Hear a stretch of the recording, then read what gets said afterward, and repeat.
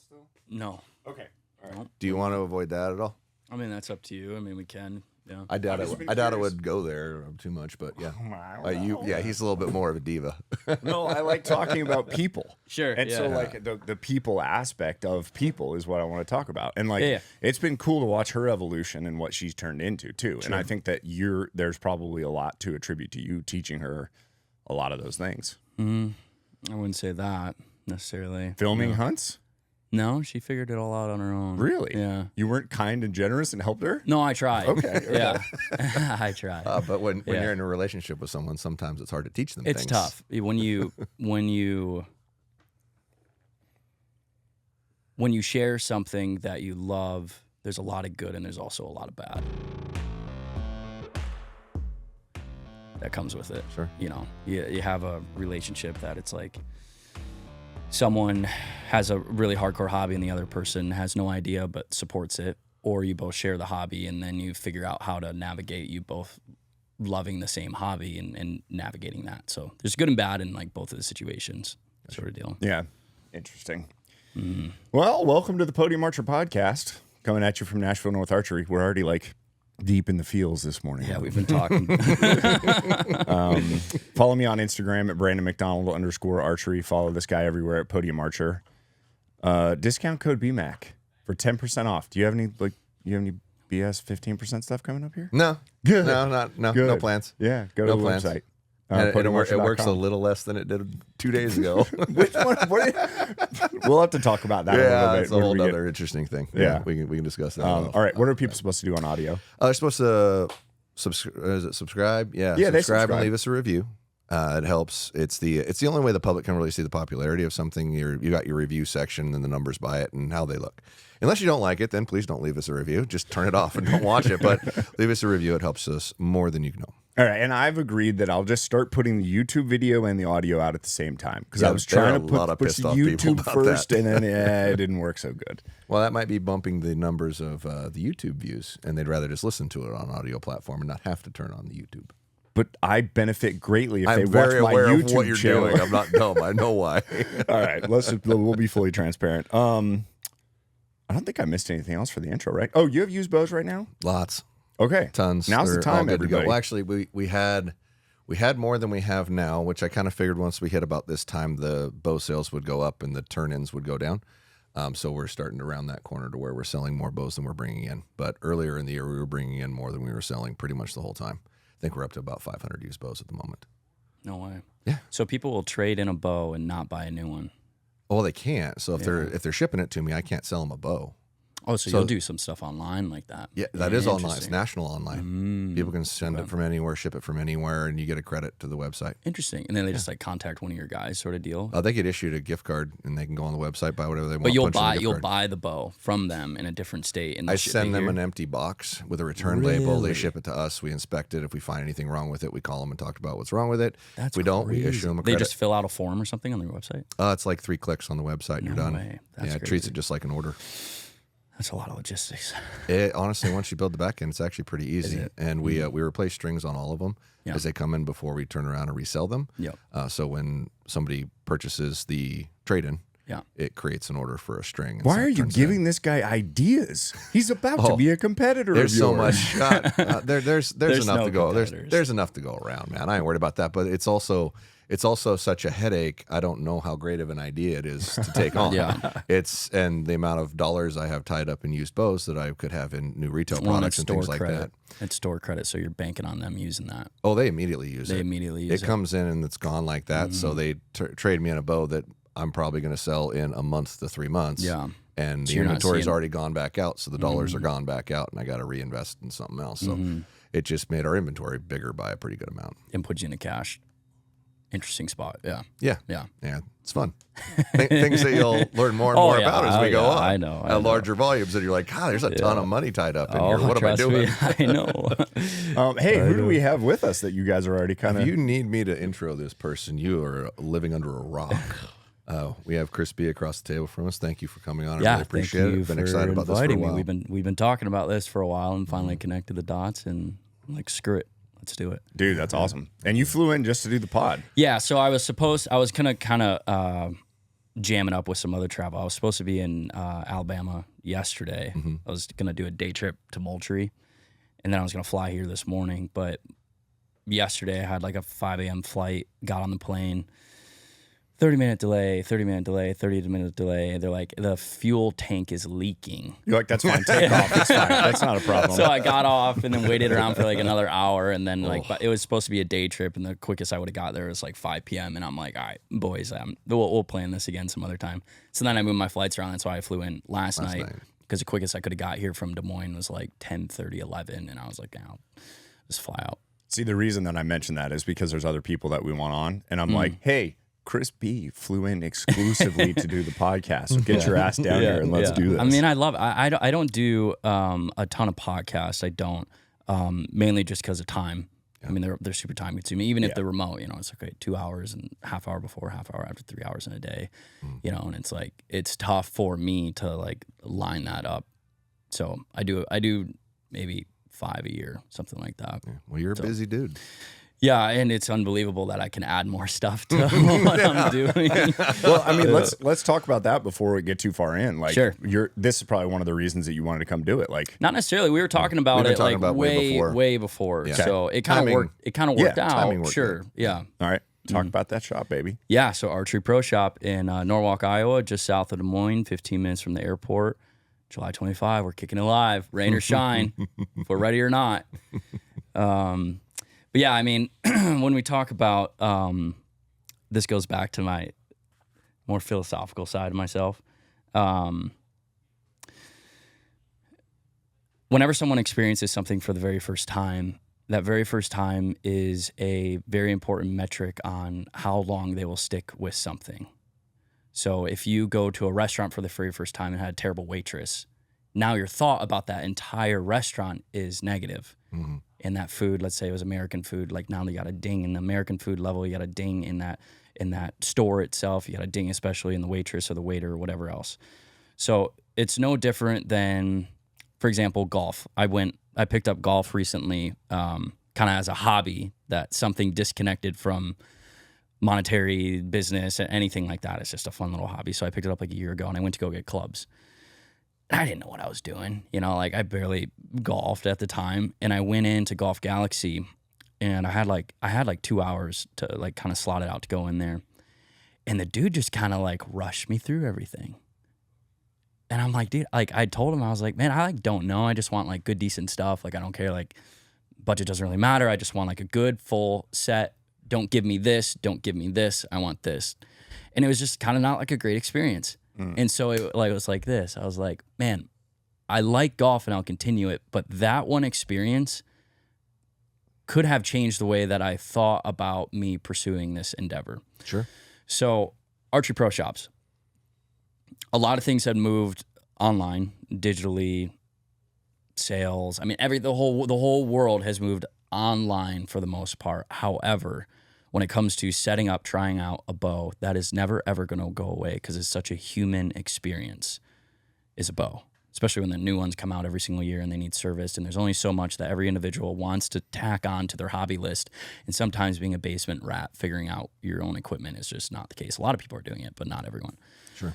So service centers are never going to go away. Dealers are always going to change how they operate and how they work, but service centers are never going to go away because they always need stuff worked on. So even if it's not your very first experience with archery equipment and you walk in the shop because you want to elevate where you are with your equipment, with how you're shooting, even just questions, knowledge, and you have expectations when you walk in the door that you are going to love archery more when you walk out of the door is already in their brain.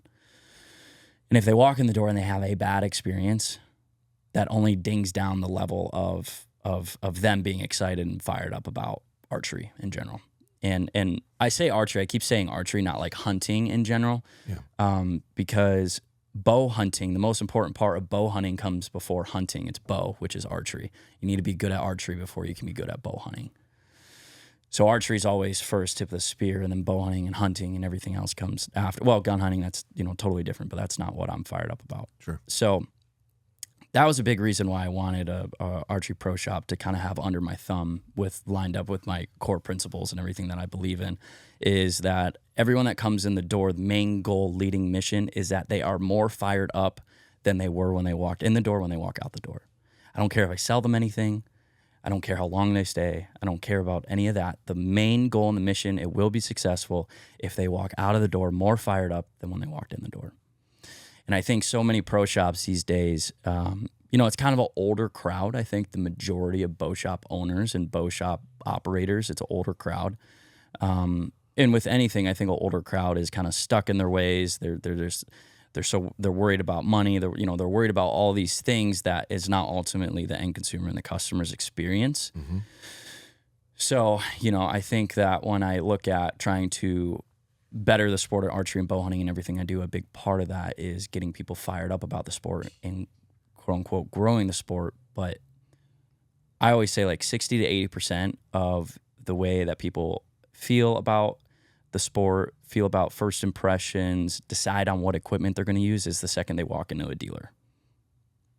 The people behind the counter have such a huge influence on the people in the community. They're everything. Mm-hmm. I mean, they're going to be 90% of what people take away from it.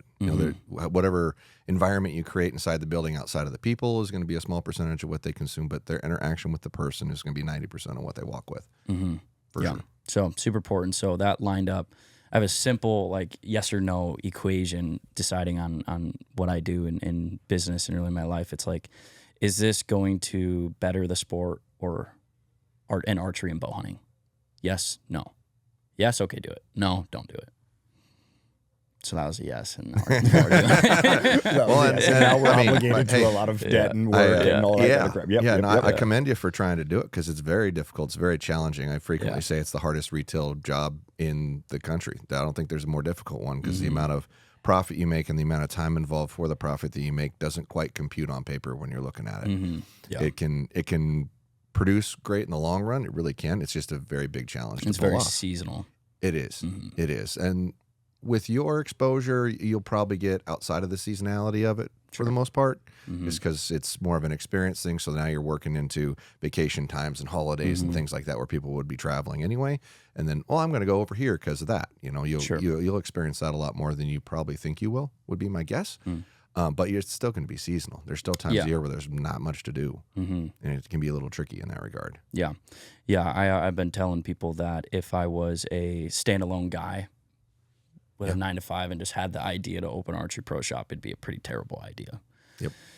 But since, we have businesses already and we have a lot of yin and yang going on and it makes sense, that's kind of the only reason that I'm able to do it, and it really makes sense to do it. So, I've been incurring a lot of the expenses that we already have for the shop for quite some time. Mm-hmm. So it's not like I'm starting from the ground zero, we're starting from some percentage of already getting there. Yeah. So which helps a ton. So. Yeah, the marketing aspect, like being handled because of what you do, is such a massive part of it. Yeah, marketing and operations and just kind of how it's going to be ran. We've already been incurring a lot of that stuff, which is good. It's not like okay, on this date you're going to have X amount of new expenses. Yeah. Yes, we will, but we've kind of been already the way I've been shaping it up. It's already been accounted for. Right. So. I wanted to give people a teaser at the front of the pod of kind of what the thing was coming, but now I want to do what we normally do, which is back up. Sure, yeah. So there probably most people that are watching this have heard a bit of your story, but I want to hear the story again, the rise and the growth of Chris B. But what I would like to hear more is I want to hear more about the mindset at the different stages. Like I want to know, was there ever a time that you were waking up in the middle of the night anxious? Or were you waking up in the middle of the night hungry? Like, I want to know, and then I want to know if there's been burnout. Like, I want to know that side of it a little bit more. Mm-hmm. Yeah, that's great. I'll just run through it. 6 years old, my dad handed me one of those tiny little red fiberglass bows. Mm-hmm. You guys probably know exactly. Lefty ready, ambidextrous one. So I had one. My dad was a big bow hunter growing up in Michigan. We lived on 10 acres, and he hunted out back. Like, that was would go up north every now and again and hunted out back. Like, that was my dad's hunting experience since he was kind of self-taught when he was like 19, 20, picked up picked up, like the Easton aluminums and shot a doe for the first time when he was like his late teens, early 20s, and just kind of like learned on his own, magazines, like the whole normal story of someone growing up in Michigan trying to figure out bow hunting. That's my dad. So 6 years old, I picked up that bow, and we had a couple 3D targets, and when I would shoot, they would bounce off. Like that's the stage that I started archery at. So I started when I think I was 7. I would go to Livingston Conservation Sports Association, Brighton, Michigan, which was a youth program. And I would go there and I would borrow a bow. They had like borrowed bows or whatever, and I would shoot. It was every Saturday morning at 9 a.m. So I did that all winter long for 2 years. And that kind of got me, we'd shoot paper targets and stuff like that. And that kind of got me exposed to like a little bit of target stuff, like, there's like scoring, and then, everything else kind of got me intrigued for sure. So when I was 8 years old, I got a PSE Spider for my birthday. Ooh, yeah. There you go. Yeah. Big time. Desert camo. Heck yeah. And, love that. It was the best day of my life, So, shot that thing a bunch. When I was 10 years old, I shot my first deer with the bow. Since 10 years old, I've shot a deer with the bow every single year. But 10 was my first one, a little 6-pointer, right out back on that 10 acres. What was that like? Do you remember it? Oh, yeah, I remember it. So it was, my dad let us hunt like earlier in October, and then he would hunt later October, because he would take us hunting. So early October, we go hunting, and the first couple times I went, I was so jacked up. I remember the adrenaline that was pumping through me. I thought was like going to kill me. I remember the feeling. Like, I don't think I've ever had adrenaline run as much still to this day as like 10-year-old self seeing a deer and like, oh, I'm gonna shoot this thing, It was either the first or second time ever hunting. A 4-point came in and I missed it twice at 8 yards. And I was so excited, and I had to pee that I pissed my pants. That's awesome. I peed myself after the first shot. Peed myself because he was still in the food plot. My dad's like, "Don't move." I'm like, I'm not moving, but I gotta pee really bad. So I peed my pants. He came back in, and I missed him again as my pants are soaked. Oh gosh. So yeah, pretty dedicated. Clearly. Yeah. Dude, that's awesome. That's a great story. Yeah. I don't know if I've ever told that story. 2 or 3 days later, I shot that 6-pointer. And the double lunged it, 28 pounds, 8 yards, passed through double lung. 28 pounds. Yeah. Yep. So With a G5 Mega Meat on the front. I didn't have them back at the time. It was a Eastman's 2-blade 90 grain. Yeah. That makes sense. Yeah. It's a little tiny cutter. So did that, got me hooked right away. When I was 12 years old, I shot my first tournament with that same bow. And I placed second out of 2 people. That's great. Hey, second. Yeah, second. But that tournament kind of got me like fired up, like, oh, okay, like I love hunting, but now there's like a game to it, a game to archery. So from there, we started shooting like local state stuff. I got like a hand-me-down Hoyt, I forget what it was called, a Hoyt target bow, Orange Fusion, Bridge Riser, 2000 XT limbs, like that type of bow. GTX cams. That was a hand-me-down bow, hand-me-down sight, hand-me-down everything. Got that probably when I was later 13 or early 14. Shot a bunch of state stuff, did decently well. When I was 14, I was still under the age of the cadet division, which started at 15. It was 15, 16, 17. My sister shot at the time too, and she was a year and a half older, so she was already in that division. She kind of was along in this journey with me too, and she was super into it. So there was a tournament out in California that we got talked into, which was Nationals, Outdoor USA Archery Nationals, and it was a world qualifying event for a trip to Poland. So I was 14. My sister really wanted to go. She was really good. So my parents decided a family vacation, we'll fly out there and we'll try it. So I shot the event a year under age of the 15 to 17 category, and I was alternate. I came in 4th. So from then, it was kind of like, okay, like we can, there's something here, there's something here. So from there, I was very fortunate. it's the perfect example of like just the travel baseball parents. Like they're just the travel archer parents. Like they did a really cool job, and I'm very fortunate. But we traveled all around. I mean, we went to a bunch of USAT events, United States Archery Team qualifying events. You had to go to 5 a year. And I did that 15, 16, 17, 18 years old, and I made the team every single year, which is the top 5 out of the qualifying 5 events. So it's kind of like if you came in first place in qualifiers, first place in eliminations, you got like 2 points. But if you came in first place in qualifier and like 10th place in eliminations, you got, I guess it'd be 11 points. So the lowest points at the end of the year is your ranking on the team. Gotcha. So, and you get to drop 1. If you shoot 5 events, you get to drop 1. So anyways, made the team for like, I forget, 5 or 6 years in a row, my entire career. Out of, I don't know how many people did that circuit, 50, maybe 50 or 60 people did that circuit. Are you driving the boat? Like, are you the one that's like, we're doing this? Or is there a time where your dad or mom is ever just like, you've committed to this and you need to at least finish this? A little bit of both. Okay, yeah, a little bit of both. Yeah, there was definitely, I mean, me and my dad, we talked about it now, but there was definitely some pressure from my dad during that point. Definitely some pressure, but I loved it. I mean, I wanted to do it. You know, I have old photos in my backyard. This is when I learned how to shoot good. So when I was 14, 15, 16, 17, I'd shoot like 300 arrows a day, every single day. Damn. I didn't do anything, nothing. Shot 200 to 300 arrows every single day at 50 meters, over and over and over and over and over again. That's how I learned to really shoot archery. That's why I don't have to shoot, like I could not shoot for 3 months and still shoot really well. It's just because it's there. So we did that. I made a couple world teams in that time.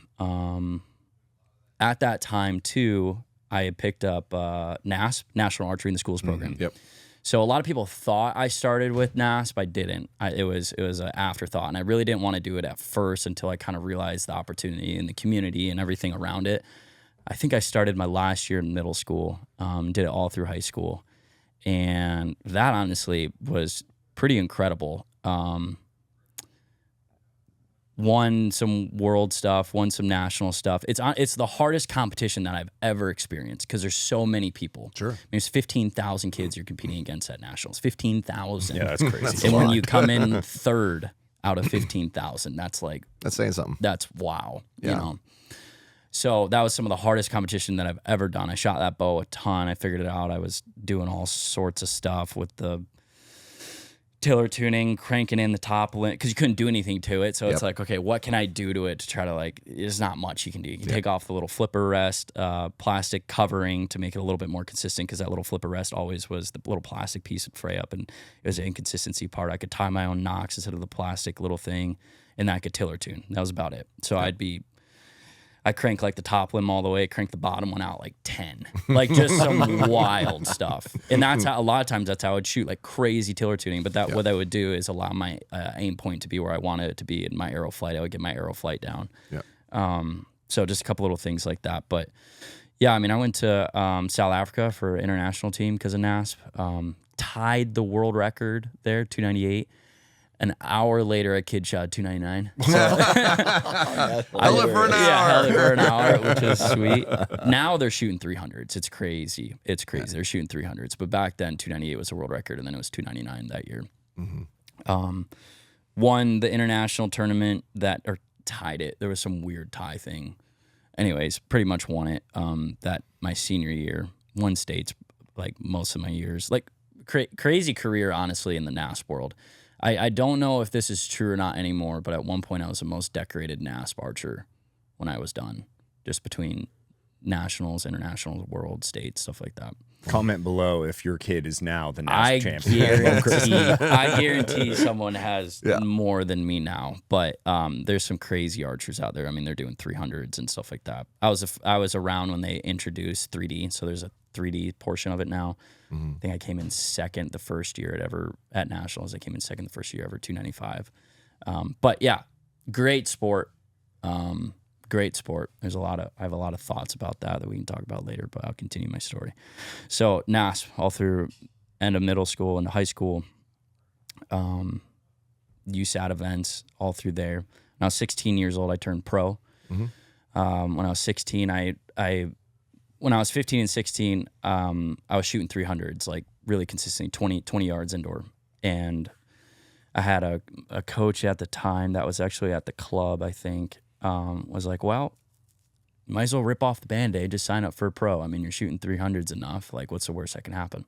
So we signed up for professional, went to Vegas. I was 16, wasn't sponsored by anyone at that point, and cleaned my first day, cleaned my second day. At the end of my second day, Mike Looper, who was the VP at Hoyt at the time, came up to me and handed me a Hoyt Pro Staff jersey.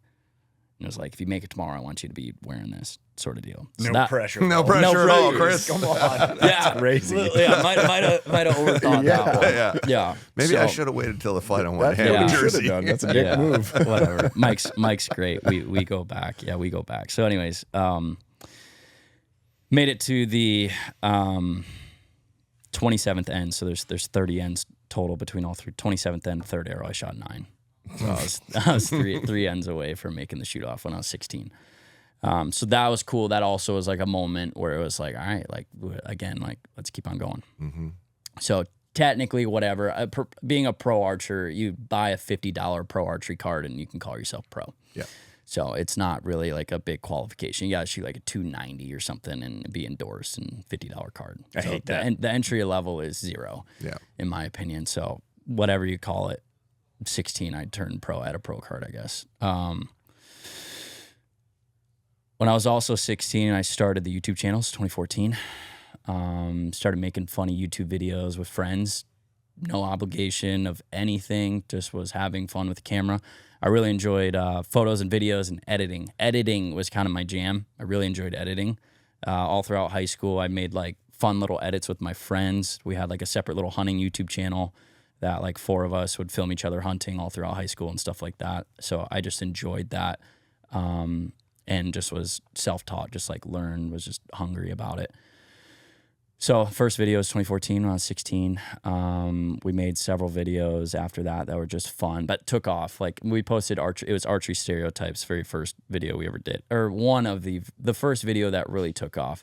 I think on Facebook it got something like 1 million views in 24 hours or something, which was wild. Yeah, I remember seeing I some remember of that stuff. refreshing that, and it was back when everything was gangbusters and crazy, and I was just like the number would increase by like 10,000 every single time I refreshed it. It was wild.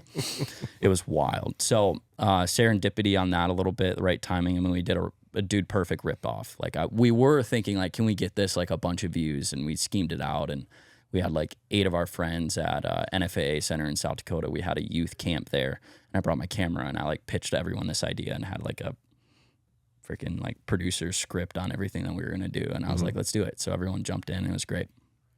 So that kind of kicked off the channel. Okay, so from there, like a lot was going on then. Went to Michigan State College. What was your major? So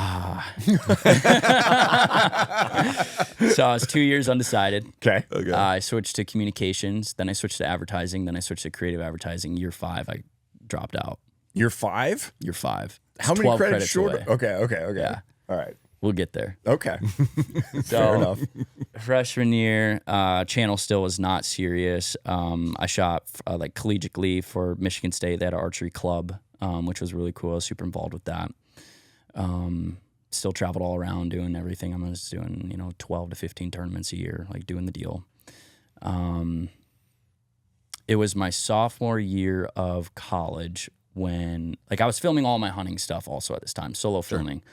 But it was my sophomore year, I believe, first semester at college. I had a buddy that was on the archery team that also liked video and everything. And I was like, hey, what if I forget, not a lot of pay at all. Like I didn't have any money. Also during this time, I was floating like credit card debt, like on my own personal credit card to like buy cameras and like do the travel around, do the deal, like all that. Sure.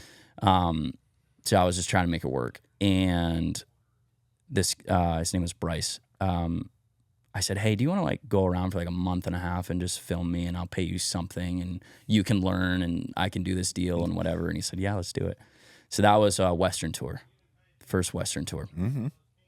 So October 1 was the last day I could drop out of my classes and get a full refund.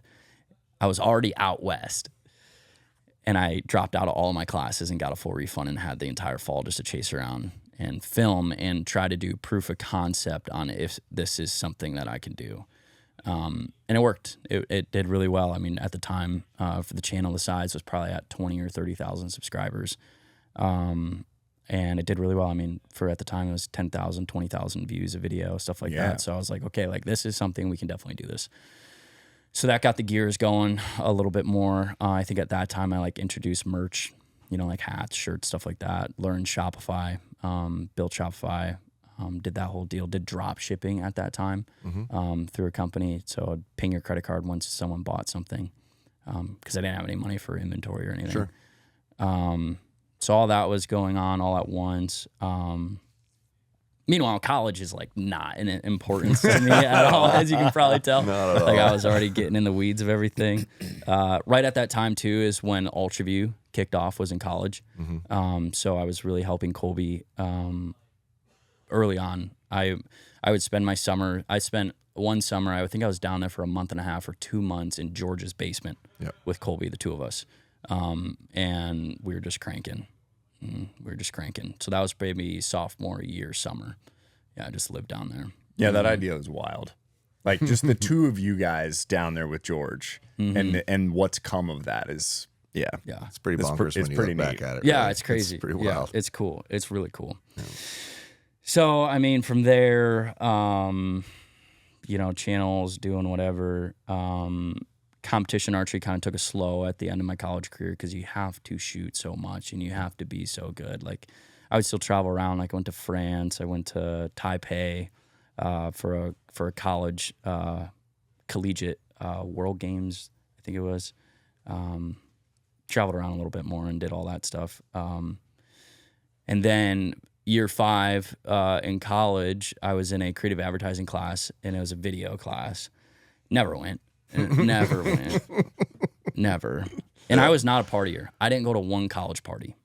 Not a house party, not a frat party. 5 years at Michigan State. I never went to one single party. you were just being a nerd shooting 300 arrows a day. Nerd. Just nerd, learning. Nerd. Yeah, learning all my stuff. Yeah.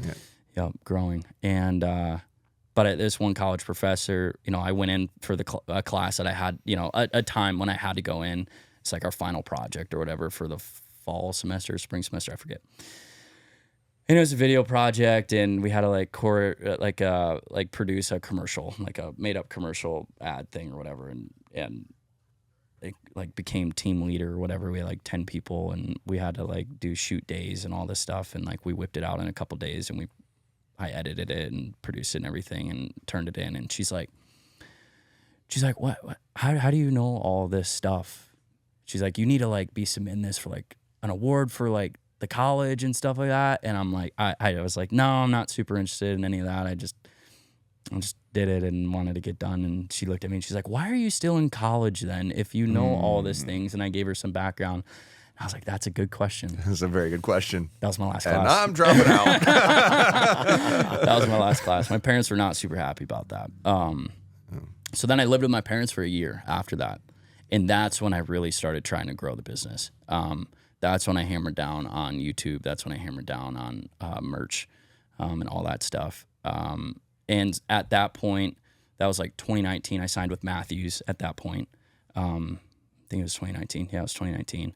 So just a couple things were like progressing right at that time. When you say you decided to hammer down, are you literally like, I'm going to make a schedule. I'm going to do the schedule. We're going to have a posting, you know, a scheduled posting, all that. Because I think there's people that probably want to do what you're doing. Sure. And they want to take that same journey, but I don't think they understand the discipline that it takes to actually do it. So I'm not a schedule guy. Okay. I'm All right. not. My life is so chaotic. I have, you know, we run on Google Teams and Google Meets and everything, and I have things that I have to do on my schedule and everything like that. But as far as doing things at that time, I just knew what I needed to do and just did it. Okay. I think that's a big difference between, I want to be in the family of doers. I don't want to be in the family of thinkers. People that have to plan everything out and stay by it are overthinkers. Okay. And thinkers. And I like doers. It's like you don't need to plan it out. You just need to do it. It doesn't matter. Build the plane while it's flying. You'll figure it out. Be smart about it, whatever.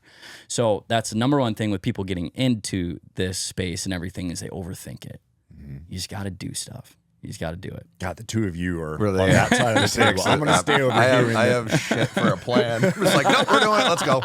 Like, yeah, this sounds like a really good idea. Let's do it. Build the plane while it's flying is a great way to think about it. The timeline between when I first got the inclination to come down here and started it was like 3 months. Oh, yeah.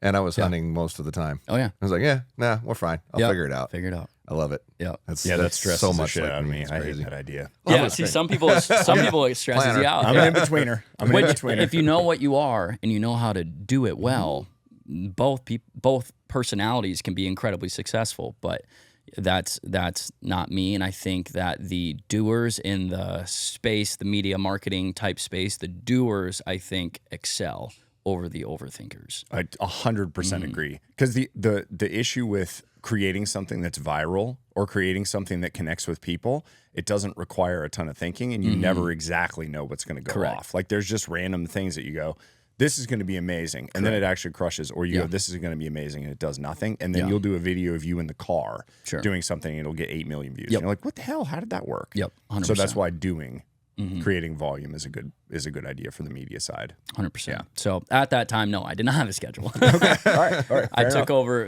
my sister moved out at that point. I took over her room, turned it into my office and my quote unquote warehouse to ship everything out of. I would work like 14 hours a day, learn how to edit, learn how to do Shopify, learn how to just do everything. Then that was a year, and then I decided to rip off the Band-Aid and move to Iowa.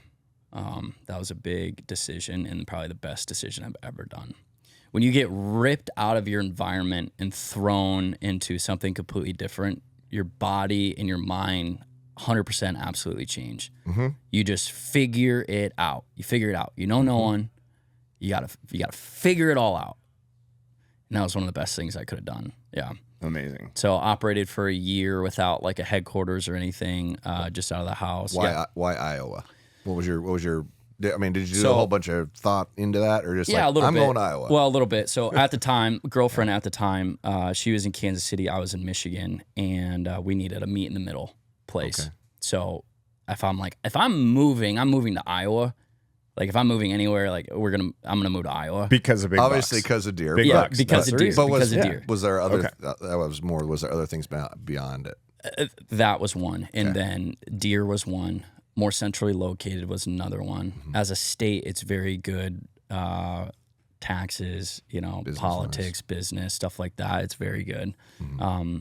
Just the way like that it is living there is awesome. Everyone's super nice. It's actually not what everyone thinks Iowa is. Anyone that comes and visits, like all my friends from wherever else, they're like, man, this is way better than I thought it was. I thought it was just going to be cornfields and stuff, but there's a lot going on right there, like around the metro of Des Moines and everywhere else. But yeah, there was several factors that played in, but that the move, just getting out of my environment that I was so used to, was huge. So year after that, we got a little warehouse, 2,000 square feet. Started getting a couple guys working for me. Did that for 3 years, and channel was growing during that time and everything. And now we're in 10,000 square feet, just rock and rolling. It's a kick-ass story. I am fascinated by the no schedule thing, and then delegating to people, and how that whole thing works. I say no schedule lightly. Like I'm not a guy where it's like,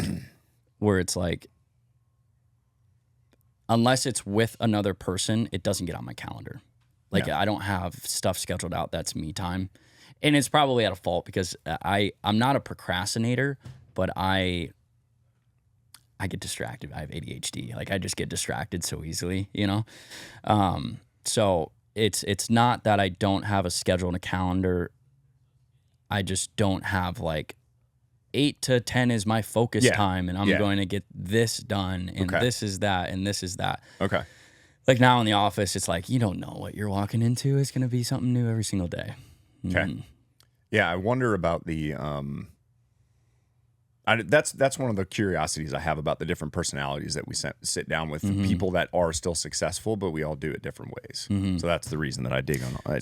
I had a mentor. His name's Jim. Still is. Really good friend, family friend. And he said early on in my college years, he thought I was lazy. And he said I proved him wrong because people just do things differently. Okay. Like I just did things differently than him. Do you say no to a lot of stuff? A lot. I figured that's one of the other reasons, because it allows you, saying no to a bunch of stuff allows you more time to be flexible within that time. And if you just go, no, my number one goal is right now, I'm going to make sure that this shop gets off the ground and that's my thing. Yeah. Then you're saying no to a shitload of other stuff. Yeah, a lot. Yep. I say no more often than yes. Kind of like forever. I've always done that. That's how you shoot 300 arrows in the backyard every day. That's literally used to. But that's what I'm saying. Is I don't that, do that but you anymore. used to say no to certain things. Like you used to say no to video games or whatever the hell the thing was. Never when played you were, video games. Exactly. And growing up, never. Yeah. No, I wouldn't say I was a nerd because like I did well in school, but I wasn't book smart. I was just very focused on the things that I wanted to do. Hunting, archery, growing into videos, growing into the business side of things. Jim, my mentor guy, friend, he was a big construction guy in Michigan, and I'd shadow him pretty often, just like talk, like follow him around on job sites, stuff like that, like just learn.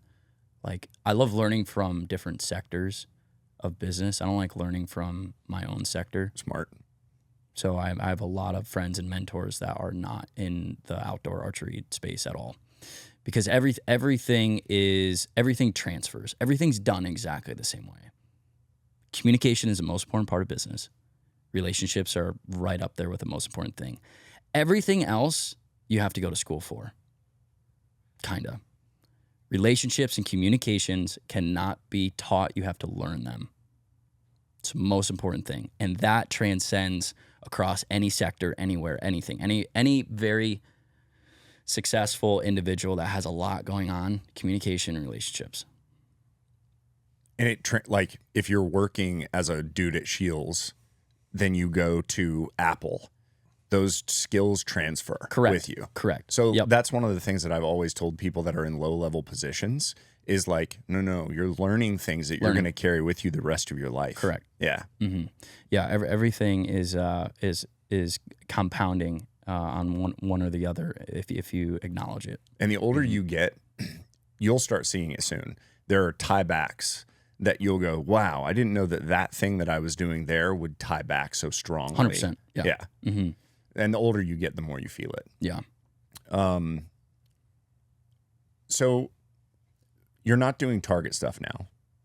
No, I haven't shot a tournament in a minute. Okay. I shot Vegas for 11 years in a row and I missed the last 2. So how does that feel for you? Like, is there any thought on? Yeah. Is there like a morning that goes on with that, or not really? I mean, I'd like to get back into it. Target archery is boring.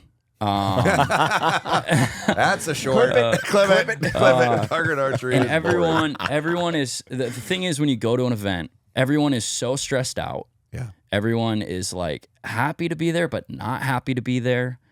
And all of these organizations are nonprofit organizations with people potentially that shouldn't be running them are running them because of their situation. And I think that, I mean, it just is what it is. I can't wait to have this conversation. Oh, this is great. All right, you're going to. Go ahead. For decades and years, everyone in the target archery space is, how can we grow this into a non-academic or epidemic sponsored NASCAR, whatever. How do we get money from outside of the sport into this thing? Yeah, exactly. Yep, How do we every get time. from the dawn of time? Been hearing it since I was a kid. And I don't have a straight up answer because I think there's a lot to unpack with it. But really, you just got to dissect it and reverse engineer it. So it's like the people that shoot tournament archery and the vast majority of the professional like community and all that stuff is like happy to be there, but not happy to be there. Everyone seems stressed out. there is a lack of like excitement and exhilaration at the smallest level to the biggest level around shooting, which there always has to be a climax or like a point in a sport where everyone gets really excited and anxious. And that just doesn't really happen in the sport of archery, how it currently is. Vegas does a good job. I think Lancaster does a good job. Probably does the best. Probably does the best as far as like people need. It's dopamine. So when you look at viewers and consumers, it's dopamine. So how do you create inside of a sport these dopamine spikes in the viewing experience to make it engaging and people wanting to come back? Right. If it's just one arrow at the final end, that's a lot of time. That's a lot of time to get there.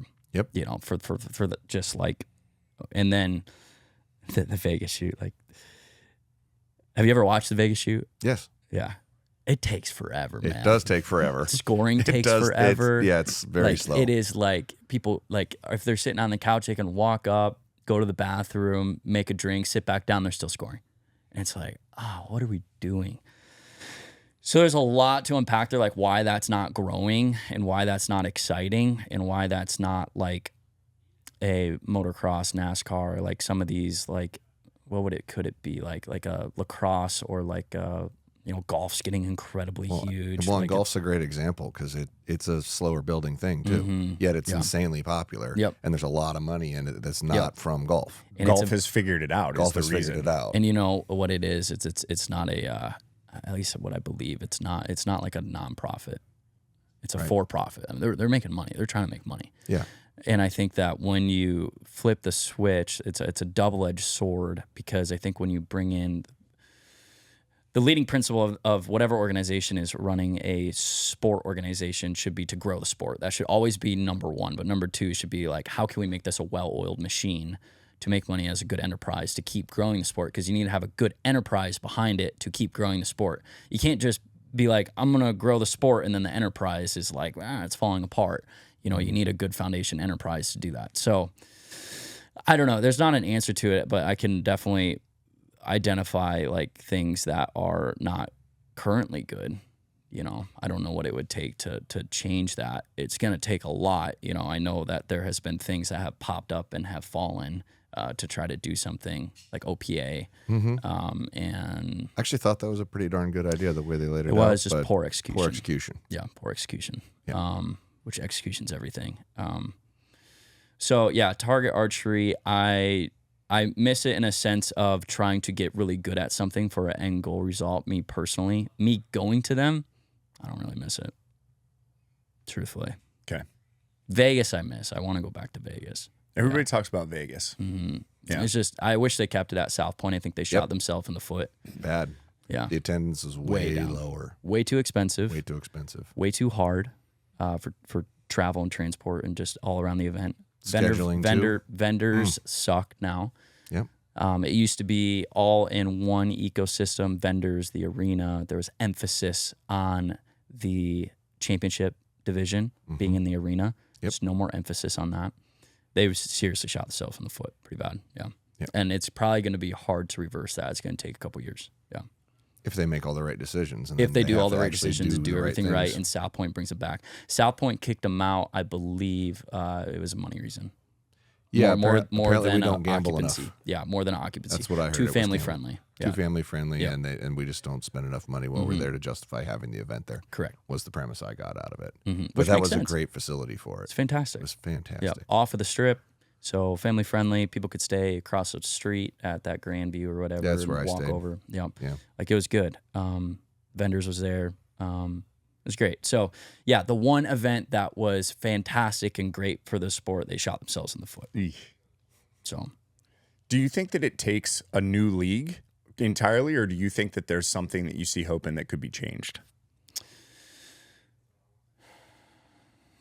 so you have the government organizations, USA Archery. It's pretty much government. That's hilarious. Okay. Yeah. Yep. And then you have World Archery, which is also pretty much government. At least it's ran like government. Those are going to be very hard to change. Very, very, very, very hard to change. Okay. So then let's just put those aside. Yeah. So you got NFA, you got ASA, you got IBO. IBO is dead. They just need to take it out back. Yeah, they haven't put a bullet in their head yeah. yet, but they should. Sorry if I offend anyone. Hey, it is what it is. I've never shot. I've never shot an IBO few. tournament. Yeah. But just as far as like the publicity and everything around it, like people can go shoot it, make a little bit of extra money. Like the top guys, Dan McCarthy and Levi and everyone. Like it's great, and it used to be really good. You know, back in the day, ASA Archery was cranking. Back in '90s, I think it was. Back when like T-Bone was shooting and all that stuff, like it was cranking. Like they had non-epidemic sponsors, and it was more of like a showboating like thing. Like it was documented well. Like it was good. I don't know what changed. Right now, obviously they're trying to change some things, but the problem is they try to change things but keep it the same. Got you. If that makes sense. Yeah. And I think it's gonna just take someone to go in there and just rattle the cage. Pretty bad. Like you're obviously going to have repercussions of it, but it's like, it's not like, it's stable. Like ASA specifically is stable. I think they're doing like the best job as far as like documenting everything. But it's not like, it's still not done how I think it needs to be done to grow and have it be at a level of one of these lower tiered publicly advertised sports. I mean, have you put any thought into what they could actually change? Like if you were saying, I'm going to redesign this thing, have you thought, here's what I would do? Well, I'm not going to give them free advice. Well, but clearly it's something you've spent a lot of time thinking about, right? So is the solution to go into one of them and try to convince them to change, or is the solution just create a new one? Creating a new one, the problem is going to be getting the main people to transfer over, the main shooters, because they're circuits. So you would have to convince, it's like live. All right. Live golf. Yeah. You're going to have to pay all these people a lot of money to convert, or have the prize pot be double, triple the size. Right. So it's going to be an incredible amount of investment for really not a ton of return. Right. So that's a giant double-edged sword. It's not big enough to do a new league like that with the money invested, and it's going to be very tough, I feel, to change how it currently is with all the politics. So what you're saying is there's not a good answer. No, it's just going to keep bleeding to death. That's what it sounds like. I mean, it might be. Well, in my life, it definitely seems like it's done nothing but decline on that side of things in the target. Yeah. Like ebbs and flows. It ebbs and flows, but I think if you followed a track, it's downwards period over the time period. It's because people, I really think this is what it boils down to. People's attention spans keep getting shorter. Shorter, for sure. And the viewing experience of how they document all of these is watching paint dry. And then the events, there's nothing special about them and nothing has changed in so long. Right. The world is evolving and all these organizations are just like copy, paste, copy, paste, copy, paste, copy, paste, copy, paste. What's weird, though, is that we're an hour in, and I guarantee you there's still thousands and thousands and thousands of people that want us to go 3 more hours. I mean, my flight's not until 4 Yeah, we got plenty of time, but that's I will talk until you guys tell me to stop. He's got a really good point, and it's the same one that I keep coming up with. That there's super short attention spans, and then an immense desire for a really long, engaging thing. It has to be engaging. If That's it's engaging. Yes, that's the point. Engaging. And how do you make it engaging, and how do you create that? And Chris is like, I will tell them if they pay me. I will tell them if they pay me $100,000. lots of money. We'll do it. I mean, there's a way to do everything, and I think the best way to do it is figure out, not like, oh, we need faster Wi-Fi and better cameras and this and that. Like that is people trying to problem solve at such a surface level. The problem is people's attention spans. You got to solve this larger problem. What's the problem that the human being is incurring that you want to capture their attention, and then you build from that. You don't look at all these upper things. You look at the thing that's down here, and then you grow on that. Yeah, they need to change from the foundation. Yeah, design and build around that. Yeah, for sure. So do it. Chris is like, I'm a little busy right now. The whole thing's a nightmare to try to figure out and actually what it really engage the time into it. What I think it's going to require is a different shooting format. Sure. One that everyone can get behind, and that's going to be very tough to identify and do. Yeah. What blows my mind is the amount of money that bow brands put into Target and Target guys. Like, And we don't have to go here if you don't want to, but I'm just saying, we can like, go wherever. as we've been sitting down with different people, I look at and kind of hear some of the marketing budget stuff, and I just go, wow, does this really move the needle that much for you guys? Like, some more than others. So these companies, what they look at is we engineer, design a product. We can sell it directly to the bow hunters in the world, but the best credibility and way to show the accuracy and precision of that is to put it on the target archery scene. makes sense. So they are validating their hunting products, their company, their mind for their precision, their accuracy, their technology through the target world to convince and have a layer of credibility on that company's internal systems. Okay. So they can then sell to the masses. Like the target community is 5% of the market. Right. Yeah. As a whole, you know. So, but a lot of times that 5% budget, it's not a 5% budget. It's a bit more than that when it comes to supporting these archers. Because if the companies don't support these archers, there's nothing. I mean, you know, when you think about, you know, I dabbled in professional archery and I did not make money at all. Like I didn't win anything big, but I would top 10s and, you know, stuff like that. Like if you did top 10s in other sports, like you would maybe make a little bit, but like the amount of travel and everything, like it's just like, it's unbelievable. So there's only probably 5 to 7 people that all they have to do is shoot a bow in professional archery. They don't have a side gig. They don't have anything else. Right. Maybe like 5. Like a lot of people. That few? Yes. Oh yeah. 100%. Oh yeah. Jeez. Yeah. I mean, it is not a money-making thing. You got guys like, you know, Levi is an anomaly. You know, Dan McCarthy, you know, Bodie's on the uprise. Back in the day, he still shoots a bunch and is really good, but like Chance, Real Wild back in the day. You know, there was guys that had a 10-year, you know, stretch where that's all they did. They shot a bow. They woke up, shot a bow. They traveled to tournaments, and they were able to make a pretty good living from sponsors and winning 3 to 5 tournaments a year to get an extra 10 or 20 grand per tournament. I mean, they were making a couple $100,000 probably every year. But that wasn't always the case, and that peaks, and then it quickly drops off as soon as they stop winning. Yeah. Yep. And that's the peak. Like when you say that the peak guys are not making 7 figures, but they're making 6 figures. Like now that's just No one, there's shooting a bow and arrow. that's what I mean. Shooting only, a bow and arrow only. No one is making 7 figures. Dude, that blows my mind.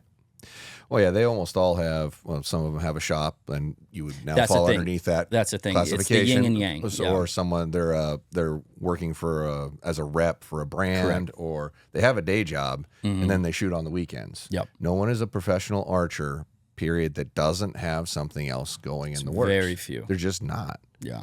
Now with the rise of electronic bases and social medias and things like that, they could build and stand up companies that are educational or something like that. But once again, that's still another company. Yeah, that's not just waking up and That's shooting not your just bow. waking up and shooting your bow. Like Yeah. there's so few human beings that can do There's that. Very few that are doing that right now. Other countries, there's Oh, yeah. more. There's For more. sure. There's more doing that because they get support from their government. Government. Yeah. Yeah. That doesn't count. I don't count that. Well, I mean, it's a sport. No, I get it. Yeah. I'm just saying, like, if the goal is to create, like, let's just say that you were able to create something that was compelling, where the viewing public would not just click off as soon as they saw the paint drying of tournament archery, and they were like, "Whoa, this is interesting. I'm learning about these people." That, like F1, I can turn on an F1 race, and I'm like, I don't really care about this. But It's then, also kind of like paint drying. Yeah. but I don't know why when I watched Drive to Survive, it wasn't that way, and that's what But you're not changed just watching it. that F1, then- you're watching Drive to Survive. Okay, and but they're teaching you but about it. what's the Drive to It's Survive story. version of tournament archery? There's a lot of things to get to that dopamine. And if you have backstory like that, so now Yeah. they're emotionally connected to these people. Yeah. That's that additive dopamine as they're watching these people perform. Yeah, because humans like to believe in the other characters of humans, and we talked about that with the new CEO of Bowtech. I was like, you guys have to create characters that are Bowtech characters. Like people have to believe in these people so that then they want to go be like them and go shoot their bows. Yeah, the problem is a lot of the there's a lot of really good ones, but I think the vast majority of you guys would probably agree. A lot of these really good archers are, country bumpkins, not in great shape, not good on camera, all the above, which is fine. They're really good at shooting a bow. But when it comes to people tuning in and watching and trying to aspire and inspire them, it's very tough. Like, I hate to be like that, but it's very tough. Well, it's reality. If they don't have things that are relatable and they're not willing to share a message or share a part of their life that people can relate back to, how are you going to be emotionally engaged and invested in that person? Right? Where most of them are like, I don't want to do that. And it's I only think it's been like the last couple of years where you're starting to see a shift where they're, okay, I need to post more. I need to actually do this more. I need to engage more, because they're realizing that the money's going away if you aren't relatable. You have to find some way to do that. Bodie, perfect example. Like, he's doing a great job. He's doing a great job. He's doing fantastic. And there's a lot of other people that are doing fantastic. But it's gonna continue to need to happen that way. Yes. It's top of mind, but Conor McGregor, UFC. Poor bastard. Yeah, I know. It sucks. It sucks. All right, it is what it is. But what he did for the sport of UFC is incredible, because he was marketable. Yes. And he himself is responsible for X amount of growth of the UFC. Imagine if there was individuals in the archery space that were like that, then it would be wildly different. We just don't. We don't. I mean, we got guys like you and I and stuff that are kind of tangented, but like, there's not, it just requires all the right pieces like that. And, I would like to think that like Dana White's incredibly smart. I'm sure they had conversations about like utilizing him as a vehicle to do that. I'm sure there was talks like that, but there's no talks like that going on in archery, like deep strategical, anything like that. Well, the people that would be having those conversations would have to understand the value of that and realize that's what's necessary, and they don't. Yeah. Because they're older, antiquated, don't follow those things. You could easily, I can think of 2 or 3 people that you could do that with that could be effective now. But you have to take that focus. Yeah. And stop trying to just record a freaking tournament and start telling a story about the people in the tournament. Like, if you were going to document and monitor a tournament and try to get engagement in it, 90% of what you see should be about the people that are participating and only highlighting certain points in the tournament, and that's it. With a final outcome to tell a real story and get real engagement from, but they just don't get it. It's probably a big enough risk because the change is so big that they would be like, this is going to literally feel completely different. We run the risk of losing what we already have. But the reality is they are just bleeding to death slowly. So you may as well take a big risk and just do it. Yeah, I mean, being comfortable is a terrible drug. Horrible thing. But I think that you're probably right that the incentive for the people is not big enough that are in charge. It's not. Yeah. The people that are in charge, it's not big enough. The people involved, it's not big enough. So they're just kind of like, what am I going to do? Oh, I just hate that because, man, I think that we all feel the same about archery. Like, we love what it's done for our lives and the adventures that it's brought us on and the discipline that, like, just all the good things. So we want to proliferate the sport. Yeah, but I mean, we're doing it in other ways. Total Archery Challenge, fantastic. Best thing that maybe has ever happened to the sport in the last 10 years. 100%. Yeah, it's unbelievable. Everyone's super happy that are there. They want to be there. They want to be shooting their bows. They want to talk about bows.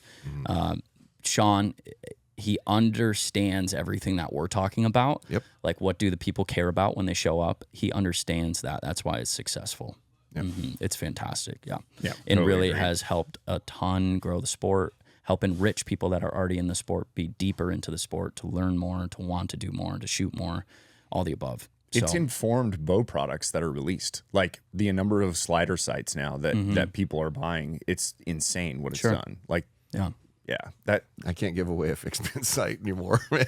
Nobody buys them. I mean, very, very, very small percentage. It's all movers. Just period. Yeah. And that's a direct correlation to that, for sure.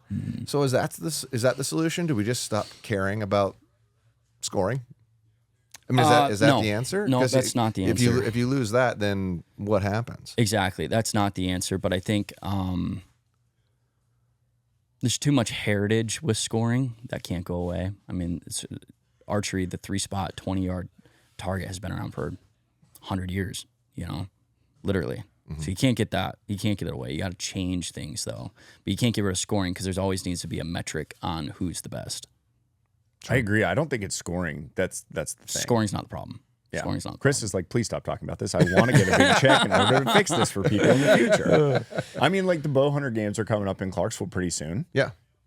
Is that a different? I don't know much about it. Is it a different format that could be a thing? At least all the people that I've talked to, there is an insane amount of people that are going to show up for that, and that was throw a big bunch of money at it and see if, and then try to take away some of the more complicated parts of target archery and make it a little more hunting based. But those guys are going to have basically dialed down target rigs. That's what it's going to be. And we'll see. It'll be interesting. I'll try to cover it a bit and go document it a bit and see what the reactions are like, because it's only 30 minutes from here. Oh, perfect. Yeah, it's in Clarksville. It's just up the road, basically. Right on. Yeah. So, but it's in September, Sunday, right? No, it's in late August, and other than Sunday, I'll be on a plane Sunday morning to go antelope hunting, and I'm giving up a day of my trip to make it work because I wanted to be there for the Saturday part of it. But yeah, it's very interesting that they're going that route and they're getting a pretty good reaction, but it'll be interesting to see how much of public reaction you get as opposed to just the people that are looking for the payday. Yeah. But every big name that I know of is coming to it. Well, the payday is big enough. It's for sure. The payday is big enough. It's a draw. Yeah. So we'll see what happens with that. But and I think that's probably their stab at, can we go after some of this more hunting based crowd type thing, but you're still, I mean, Sean won't allow scoring, period. Like, I know there was a point where they were talking to ASA and he was trying to have a scored course. He's like, nope, not at all. Get out. Not interested. Yeah. So I think you obviously have to have different stuff in that scenario, but it's got to be more compelling. It's got to be more engaging, and you have to have more buy-in with the people participating. There's just no way around that. And how do you tell that story and have it pencil at the end of the day to where all this effort and work went into it, where someone's got to make money at some point for it to work, or they're not going to do it. Correct. I mean, we can love it and care for it and give to it all we want, but if there's not profit at the final thing, it might work for a year or two, but you're going to quit doing it. Correct. You have to it has to work out financially. Correct. Or it won't be a thing. It's tricky. It's just so complicated. Why is Matthews such a massive marketing powerhouse? Like, why do they consistently just win when it comes to that? Because Matthews cares about people more than anything. When you walk in that building, the culture that you experience is unlike anywhere. It's very, very rare, very rare. They care about people more than anything. And people is their employees, their vendors, their customers, their pro shop owners. It doesn't matter who the people are. They just care about people. And I think that's why they've been so successful as a whole and been able to go through the ups and downs and everything throughout the years. You know, Matt McPherson installed that as culture through that entire company. Is people and relationships are number one, always and forever. Now, strategically, as a marketing powerhouse, they had a giant shift in their marketing back in Halon. Might have been Creed. I think Creed was the first year. Brad Christian. Okay. I don't know if you know of him. He used to be, we went to Sitka after Matthews, but he came into Matthews and just absolutely shook the cage. It's like just flipped everything upside down and changed the way that they think about marketing, really. You got Brad True, he's been around forever. He's fantastic. But as far as like a forward-facing brand, Brad really went in there and shook things up and made it what it is today. It's the framework that he created. They just do a great job. They have the right people in the right place. I think that's also so important that you trust the right people in the right place to do the right things. And they have it. They have the special sauce. But I think it really all those things that you see are great, but what you don't see is them caring about the people and the relationships and the culture inside the walls that just spews out of the seams. And that's what everyone sees. That's just viewing and shooting their bows and everything. Okay. Yeah. I just wondered, like I said, we sit down with a lot of other bow manufacturers here, and everybody points back to Matthews when it comes to that side of things. They do. You know what? So the most important thing to anything special is who's in charge. Everything always funnels down to who is in charge. Are their leading principles good? It's what they care about, the right things. And I mean, that is just the case that Matt, he cares about people and relationships, and he's very religious, and money is secondary to everything. You know, he is obviously very successful. It's a very successful company, but he cares about the things that are truly important in life. And when you have those aligned, business just kind of follows. And Matthews is a perfect example of that. You know, you have all these other archery companies that have been bought up by conglomerates. You got a new CEO every now and again, whatever. It's like there's a new leading, driving principle every few years for a lot of these different companies. Yeah. And it just changes. And, you know, products they want to make them cheaper. They want to make them faster. They don't care. There's certain people in organizations that care, but it always is the lead person that I think has the most influence on if long-term, if a business is going to have it, not even just be successful, but have the feeling that you have about Matthews or not. I want every bow brand to have that, because even if they're smaller, like I still just want that for the industry in general. And I think that, again, there's a lot of fear from some of these people that they're not willing to cut people that they know should be cut.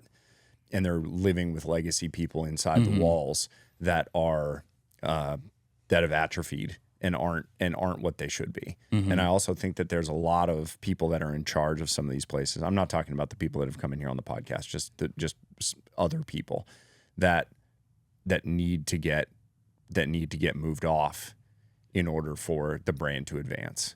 And I think that they're getting some funk on them, and it's just not happening. Yeah, I mean, it'd be very easy for me to do. I mean, it's like if you're not here to grow the sport, and if you don't care, get out.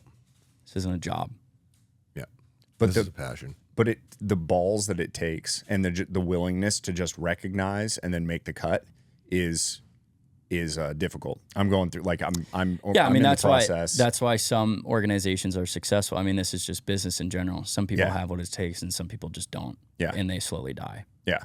And I've been in an 18-year business relationship with two guys, and that's like starting to kind of sunset for certain parts of it. Yeah. And it's probably been too long. And it's the legacy part of that you look back and go, man, but we built this thing. Yeah. And then but when you really analyze it, you go, no, it's time to make some freaking changes. Like we're too comfortable. It doesn't make sense anymore. Yeah. Yeah. I want those people to I want the people at all the shops and all the brands to be willing to look at staff and go, this isn't working, so change the culture or get out. Because I think it's just better for everything. Sometimes it's not even the staff. Sometimes it's the leader. Yeah. Well, I mean, then he's going to run it to the ground is the thing. Yeah. You're not going to change the leadership, obviously. Yeah. Like if he's a shop owner. And we hear those stories all the time. That's one of the reasons that people drive 6 hours and will drive to your shop 6 hours. They deal with the guy that's the crotchety old man who's got the shop that, you know, with the 30-year-old posters of bows on the wall that he's never changed. Yeah. Everything's covered in dust, and he acts like he hates you when you walk in the door. Yeah. Literally. Yeah. There's a lot of that. Yeah. Like I had no idea, because I mean I came from the West, right, where shops are so spread out, and there's only there's only like 10 of them in a state, right? You know everybody, and you still run into that somewhat, but you run into that a lot more in the East. Like there's just long-standing businesses that are still managing to pay their bills, so they still are locked into this we get the bows, they don't kind of problem. And honestly, I think that's it's ain't gonna be pretty, but I think that's the biggest problem in our sport. I really do. And I've had the conversation a lot. I don't think I've really talked about it on a public platform. Sure. But every one of those instances where you've got an old antiquated shop that is doing a poor job and locking up a brand in an area is denying that area the ability to have a good one. And they're trying to protect their pro shops and protect their dealers, et cetera, et cetera, et cetera. I understand that, but how do you ever expect somebody better to come up in that area if they don't have the opportunity to sell a good brand? I mean, I'm sure you would agree with this. If you can't get Matthews as your shop, don't bother opening it. Yeah. It's probably not smart. Yeah. Because there's so much of the market, there's so much demand, and every brand out there has a model of the best, most effective way to do it. So probably copy that best you can, but put your own heart and soul behind it. Right. But all these little small places that are locking these things up are denying our ability to advance and denying someone, well, like yourself, like if you were without the obviously the sponsorship and the connections and whatnot, but you're a really, very talented person with archery equipment, passionate, et cetera, but without that other exposure end, it might have been hard for you to acquire the brand to be able to open the shop that you're going to open. And I guarantee your shop will do phenomenal. You'll get a massive amount of people coming to it, and you'll sell a lot of product. There's no question. Oh, you will. Period. I can't wait to talk to you in a little over a year when we come back to this and say, remember those numbers we talked about? Yeah. Where is it? I want to know. It's like, yep, yeah, I do it.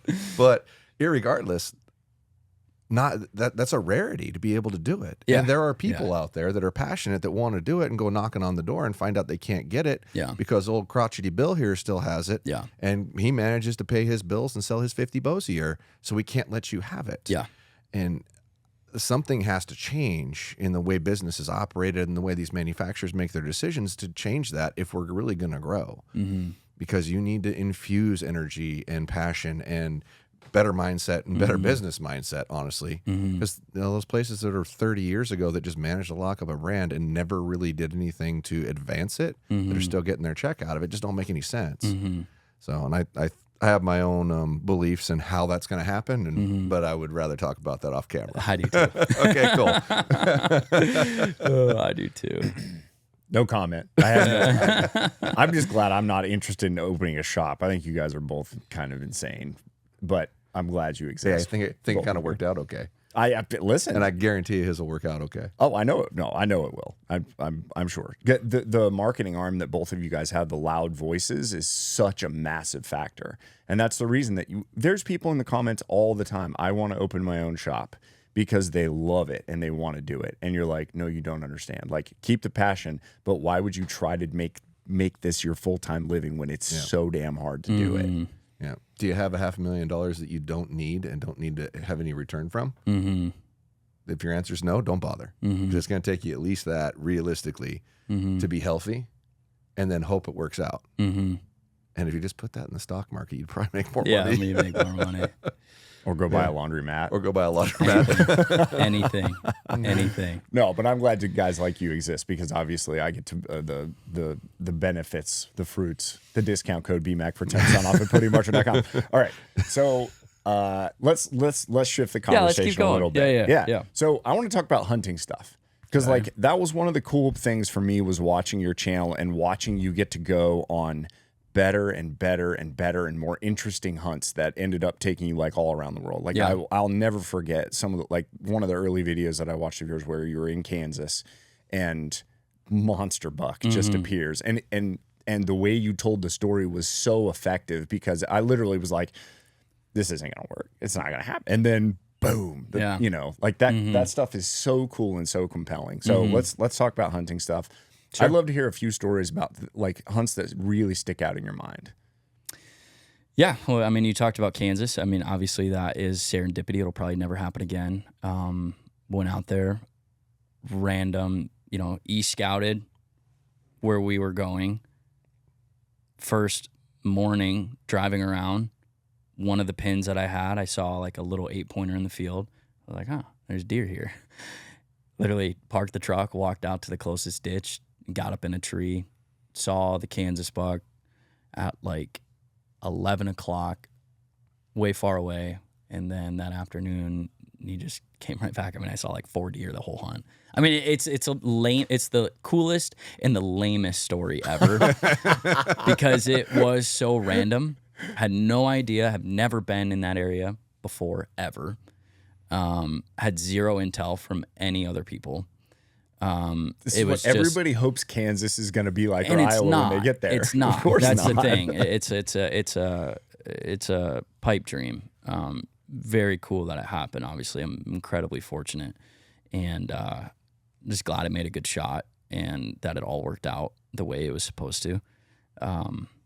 Yeah, that one will be very tough to get out of the top 3. Yeah. What did he score again? 187. That's so crazy. And he cracked off his brow tine that I think had some junk on it. So I always like to say he might have been up there. Yeah. He might have been up there. He was up there more than what he is. But anyways, 187. You know, we're talking about business a little bit and everything. Like, obviously, broke college kid going on hunts. It was always incredibly DIY, incredibly like just making it work, whatever. But I slowly became, started working in sponsors and working in stuff like that and taking risks and betting on things and situations and stuff like that. Went on a moose hunt in Alaska. Had a couple brands tied into it. That was a big dollar hunt. And down on the wire was the 8th morning and shot one. Really good one. Incredible film. It's one of my highest viewed videos. A lot of effort all around that. Serendipity. It just came together perfectly. Just all of the above. But that's like... I love taking risks, if you guys haven't noticed. That was a big risk. I mean, huge investment on my side, the company side. If I didn't perform, if it didn't do well, I wouldn't see that again out of, that company or whatever. So it's like a lot of pressure. As far as like me personally, like pressure on my earlier high dollar hunts were unbelievable. Just because you got tens of thousands of dollars wrapped up in a hunt. Yeah. I'm still not rolling in it, and you gotta make a good film. Day 6 is there, and you're like, you gotta shoot something. Day 7 is there. You gotta shoot something, and you gotta have a good time, because if you're not having a good time, then why am I doing it? And you'll see that in the footage when you go back and look at it. If you're not having a good time too, it's not good. Yeah. No, I get stressed out. I got stressed out a lot. I've toned down off of that now. Now that we've been doing some bigger hunts and stuff like that, everything becomes desensitized after a while, to some extent, the pressure and everything. But yeah, the moose hunt, that was another big one. The hunts that always stand out to me and mean the most to me now, though, are on like my home farm in Iowa with deer that I have a bunch of history with. Those are always like just like the most adrenaline dump, the most story, the most satisfying to me is when they're deer that are there and that you've known for years. That's cool. And it finally comes together, and all the effort, money, everything that went into it, and then it all comes together. Like last year, I shot a deer called Moose. Had 3 years of photos, a new farm that I bought. Had him like from year 1 to when I killed him. That was just like incredible, just incredible.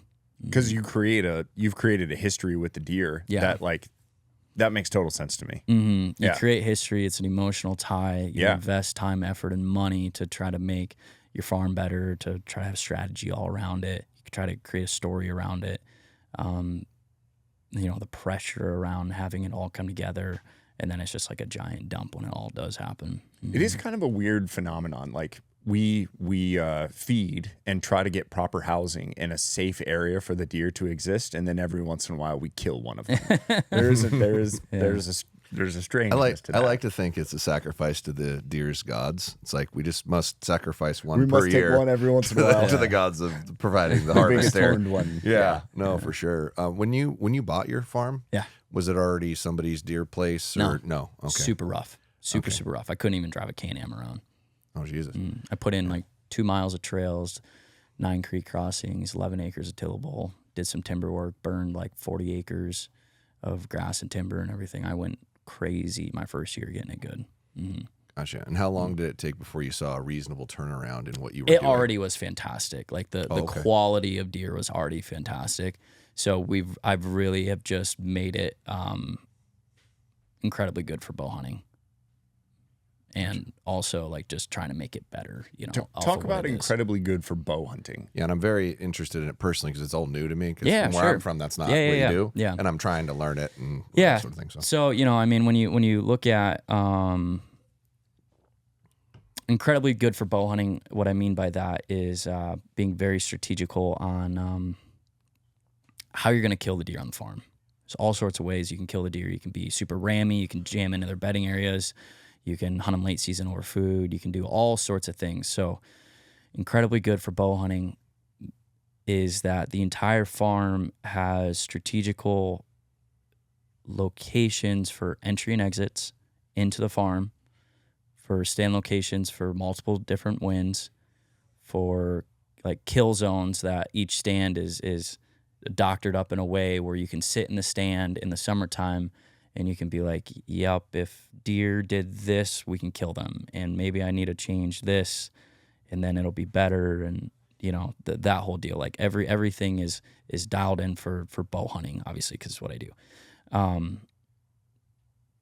Anyone can go out and just climb up in a tree wherever and get lucky or that's their jam and they know the spots and everything. But to have an ecosystem of a farm that has, 12 to 20 different bow sets with either on ridges or on food plots or on trail systems or pinch points or whatever, and every single one is dialed in to where camera guys can fit and work, and access is good and clean where you're not burning out the farm, and that everything is tailored that if a deer is within 50 yards, it's going to die.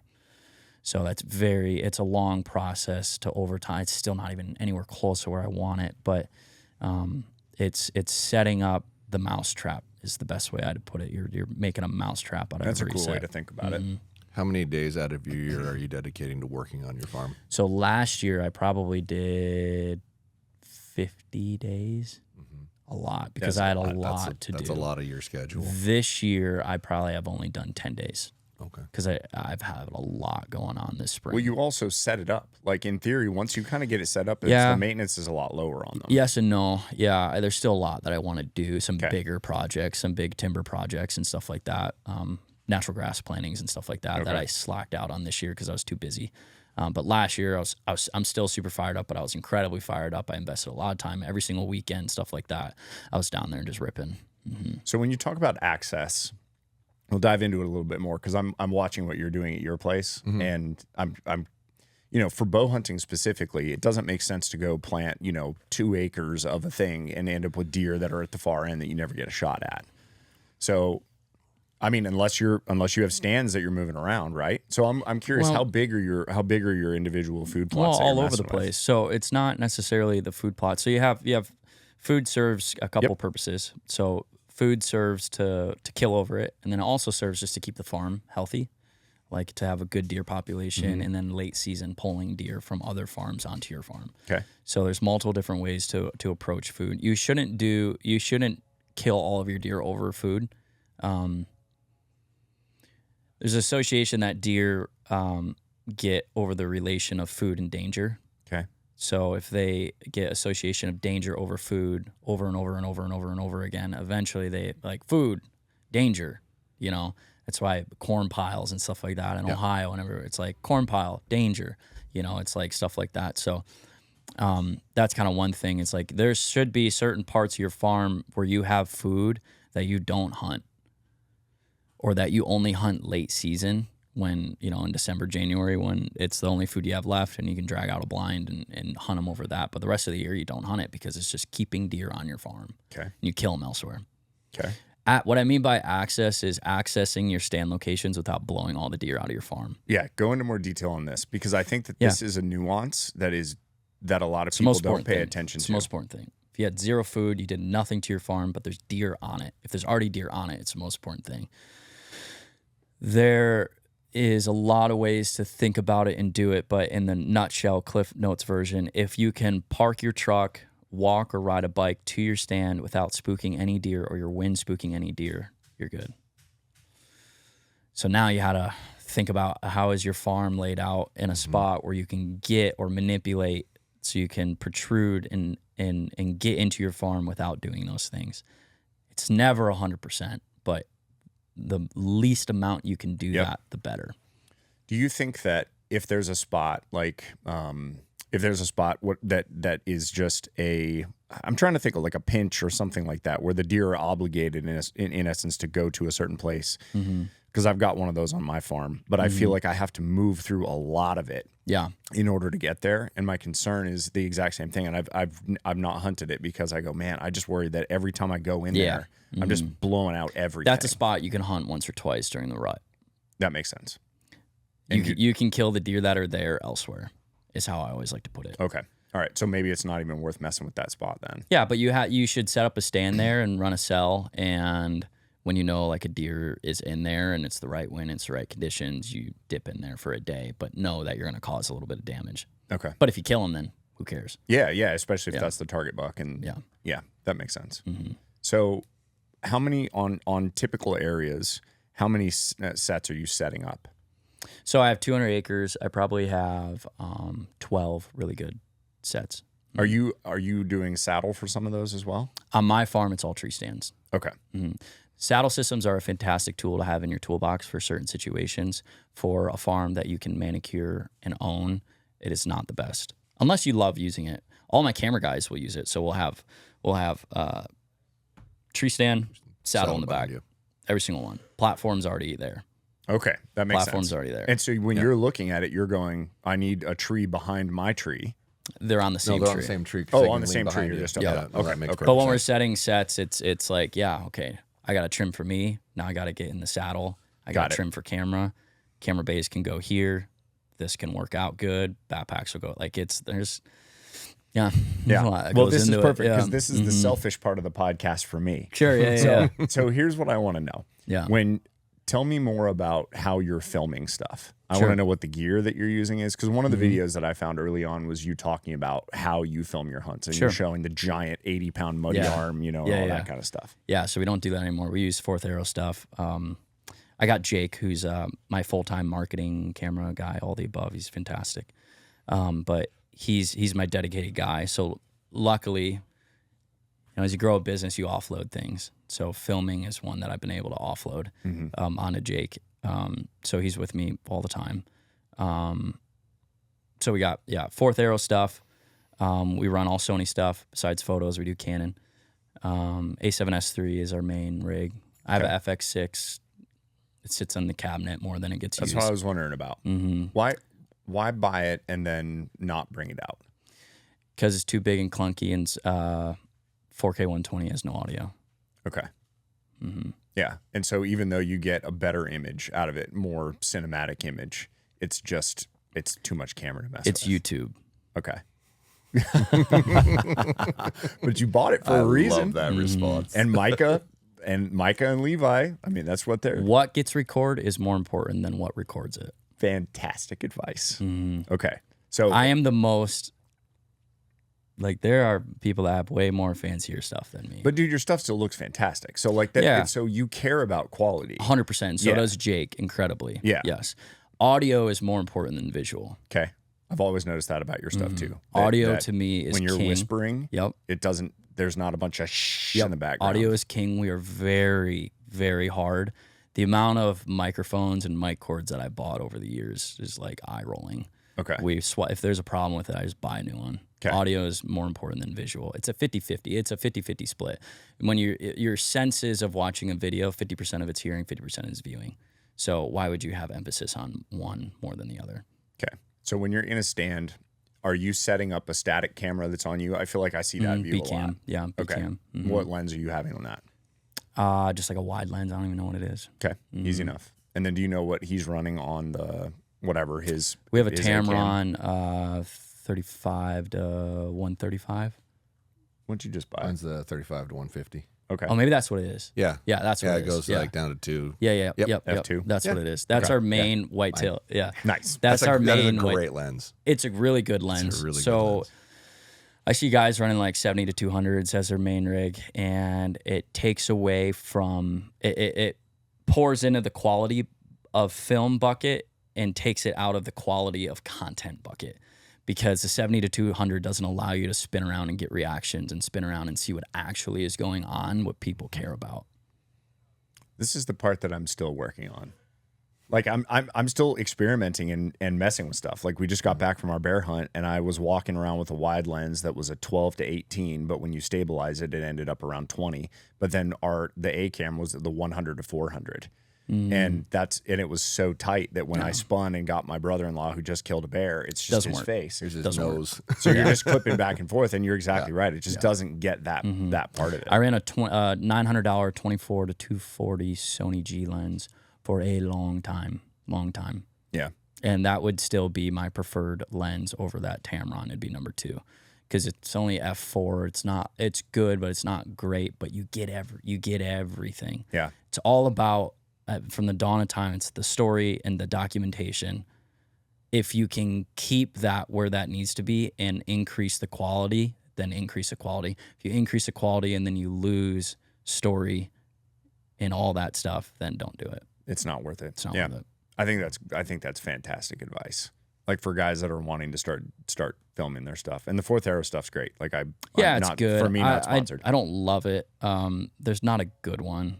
That's the problem. Is there's nothing that you're like, oh, this is incredible. I think we have 5 of them, like of the same camera arm, because they end up breaking and they get loose. And are you overusing something that they have different ratings? Sure. Like, do you feel like you're kind of? We have the heaviest. Well, we don't have the big one, the solid tube construction. Yeah.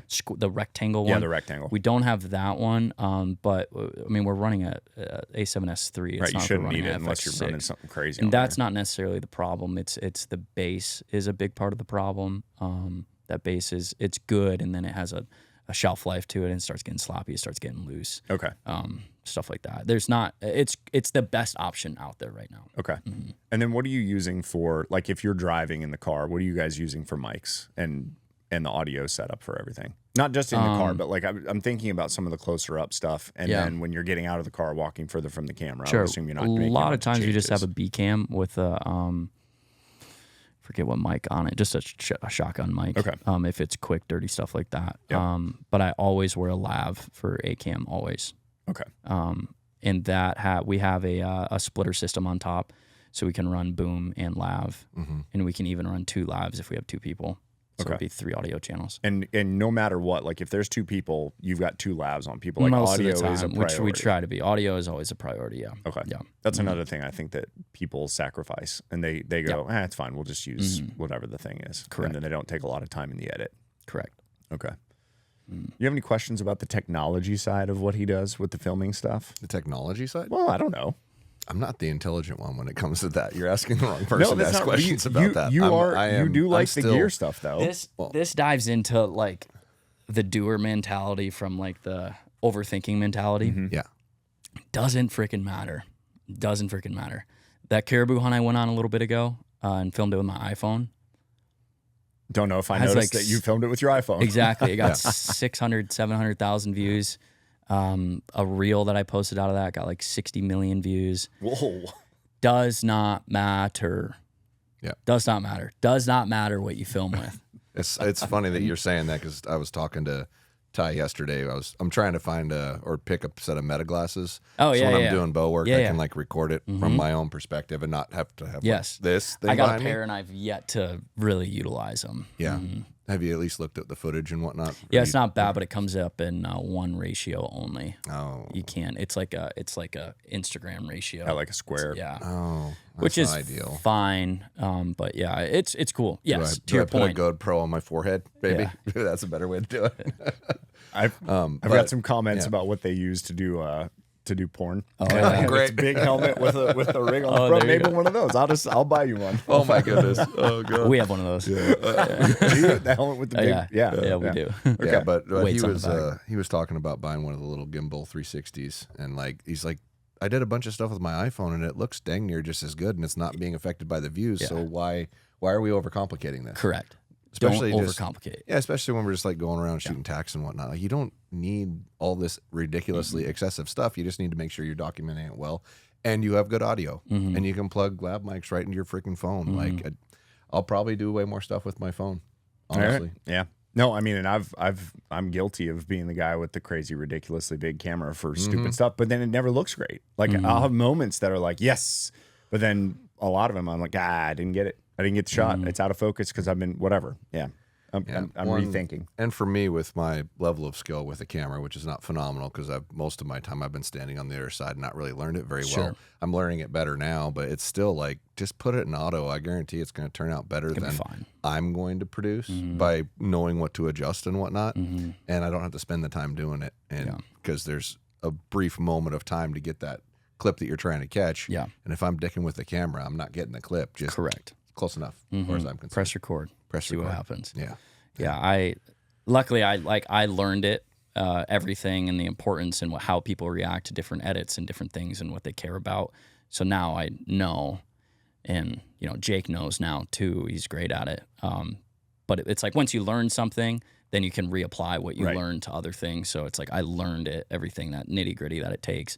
Like I could whip open Premiere right now and edit an hour-long video. It wouldn't be as well oiled as I once was, but I could, no problem. Gotcha. Yeah. Learn the rules, and then you learn to break the rules. Yeah. And that's typical for a lot of stuff. Yeah.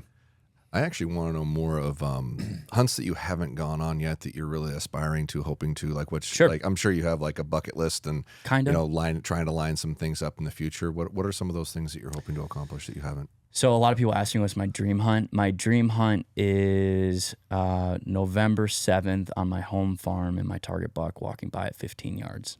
It's my dream hunt every single year, time and time again. It is. I'm a very simple guy. I really want to shoot a Dall sheep with my bow, and I want to shoot a brown bear with my bow. I did moose. That was a huge one. I want to do moose in the rut now, though, and shoot one at like 2 steps. I really want to do that bad. That would be cool. Bad. I did mountain goat. Elk is fantastic. That was on my list.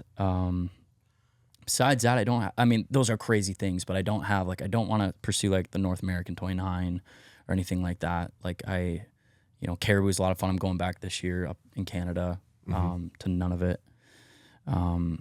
So yeah, Dall sheep, brown bear. Those are kind of like my two. I love Alaska. Okay. Love Alaska. I will never turn down a hunt to Alaska. It's just something special about it. So tell me more about brown bear. I still got the bear. He's a itch. bear nut. I'm a bear guy. you See, hit a murder bear. I'm not. I've never shot a bear. Ever? Never. And shot a brown black bear bear? is the way you want to start it out? Yeah. Okay. Yep. All right. Because I don't think I want to do the baiting thing, and I don't want to do the dog thing. Okay. I want to do it spot and stalk. So I went to Alaska spot and stalk hunting off of the boat out of Homer 2 springs ago, and it just wasn't a great week weather-wise and everything. We didn't even have an opportunity, but that was cool. I could see how that could be unbelievable. On brown bear or on black bear? Black for that bear. one? Okay. Black bear. Yeah, got it. That makes sense. So that would be fun to shoot a black bear that way. I'll probably find my way back there eventually.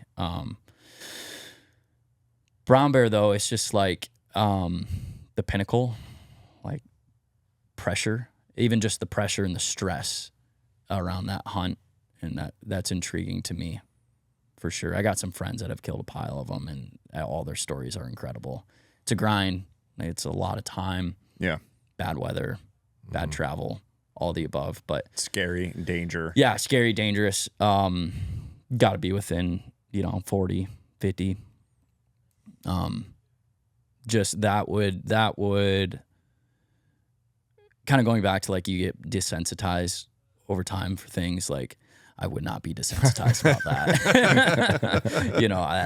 That would fire me up. Yeah. Big time. And then Dall sheep, just something about old school magazines, Dall sheep.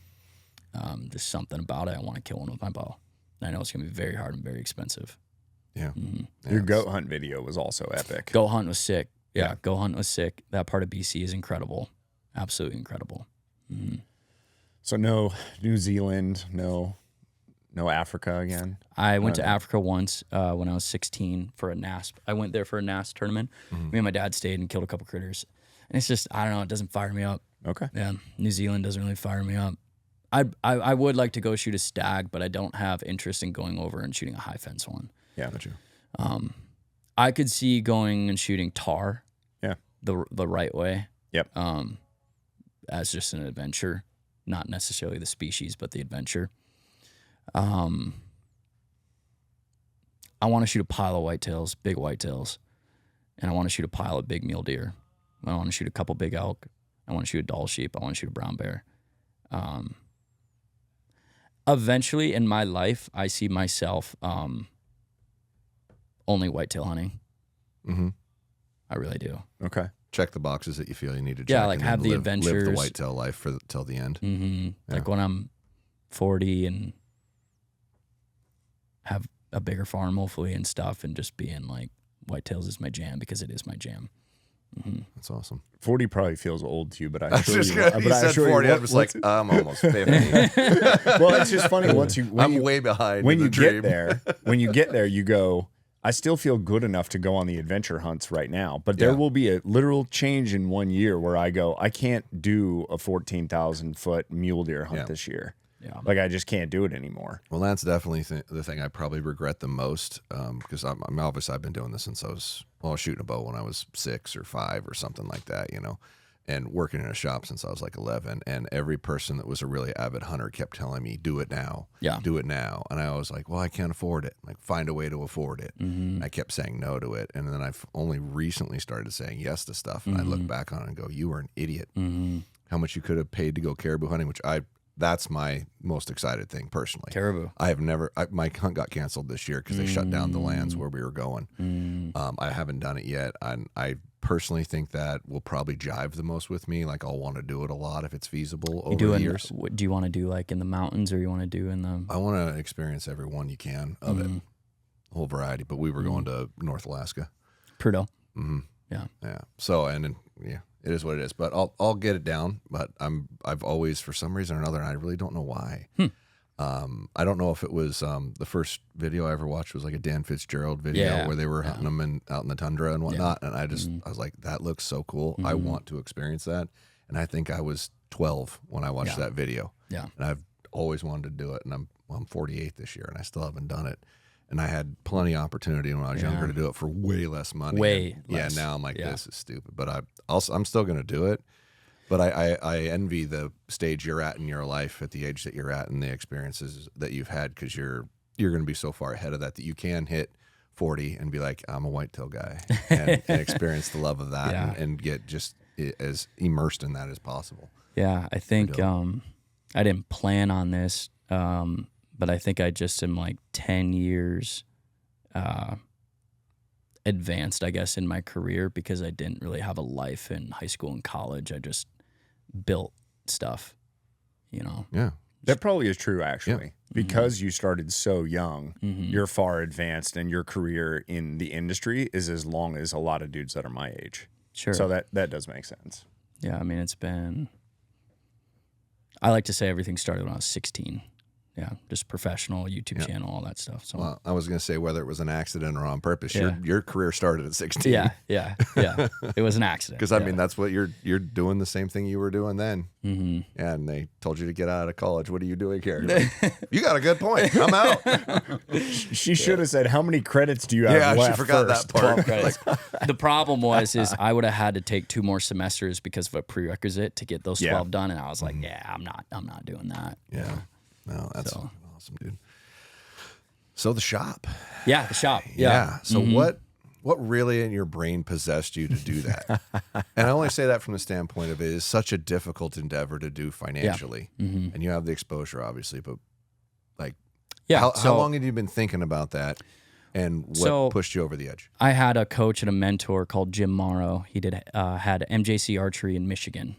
He had 2 pro shops in Michigan. And I was kind of engulfed at that in the younger years, 14, 15, 16, 17. Like, I lived in the shop at some points, sort of deal.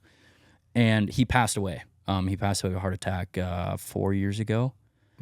And kind of in the back of my mind, I don't know what it was, just kind of a catalyst of like, it'd be cool to have a shop one day to, just kind of like remember having a shop sort of deal.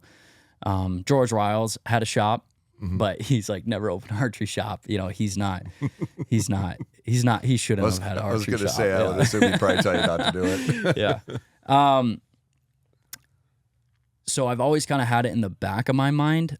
I have a problem where if everything is fine and operational and I'm steady state and I have a little bit of extra time, I get anxious. And I feel like I need to be doing something. So it was in January, deer season was done, and I'm like, man, everything's going like really good right now. And all my guys are great. We're ripping. I hate this. I sympathize so much with that. Oh my God. And I was like, I was like, I wonder if I should open a pro shop. So backstory too is I've already been paying for this space for a full year. It was like expansion space sort of deal. If we needed to move more stuff into it or move over there. So I've already been paying for it. And I needed to do something with it. Or I just keep paying for it until we needed the space for other things or whatever else. So I did like a meeting with Matthews. I was like, hey, this is a crazy idea. What do you think about this? And half of them were no's and half of them were yeses. And then I told them my whole theology of everything and the reason why. And then everyone said yes. And that was in February. So then I hired everyone for contracting and drawings and everything else. And we kicked off construction in early April. And then delays with the steep goal to be open by July, so we get a full buying season sort of deal. Mm-hmm. But, the pro shop makes sense financially because I have a lot of people already in the right place, operation-wise, marketing-wise, that are helping with it. Really, it was only one additional hire. That everything strategically with the bow shop on the business side of things is I'm adding all these things to the bow shop, but if the bow shop does $0 in sales, we'll be okay.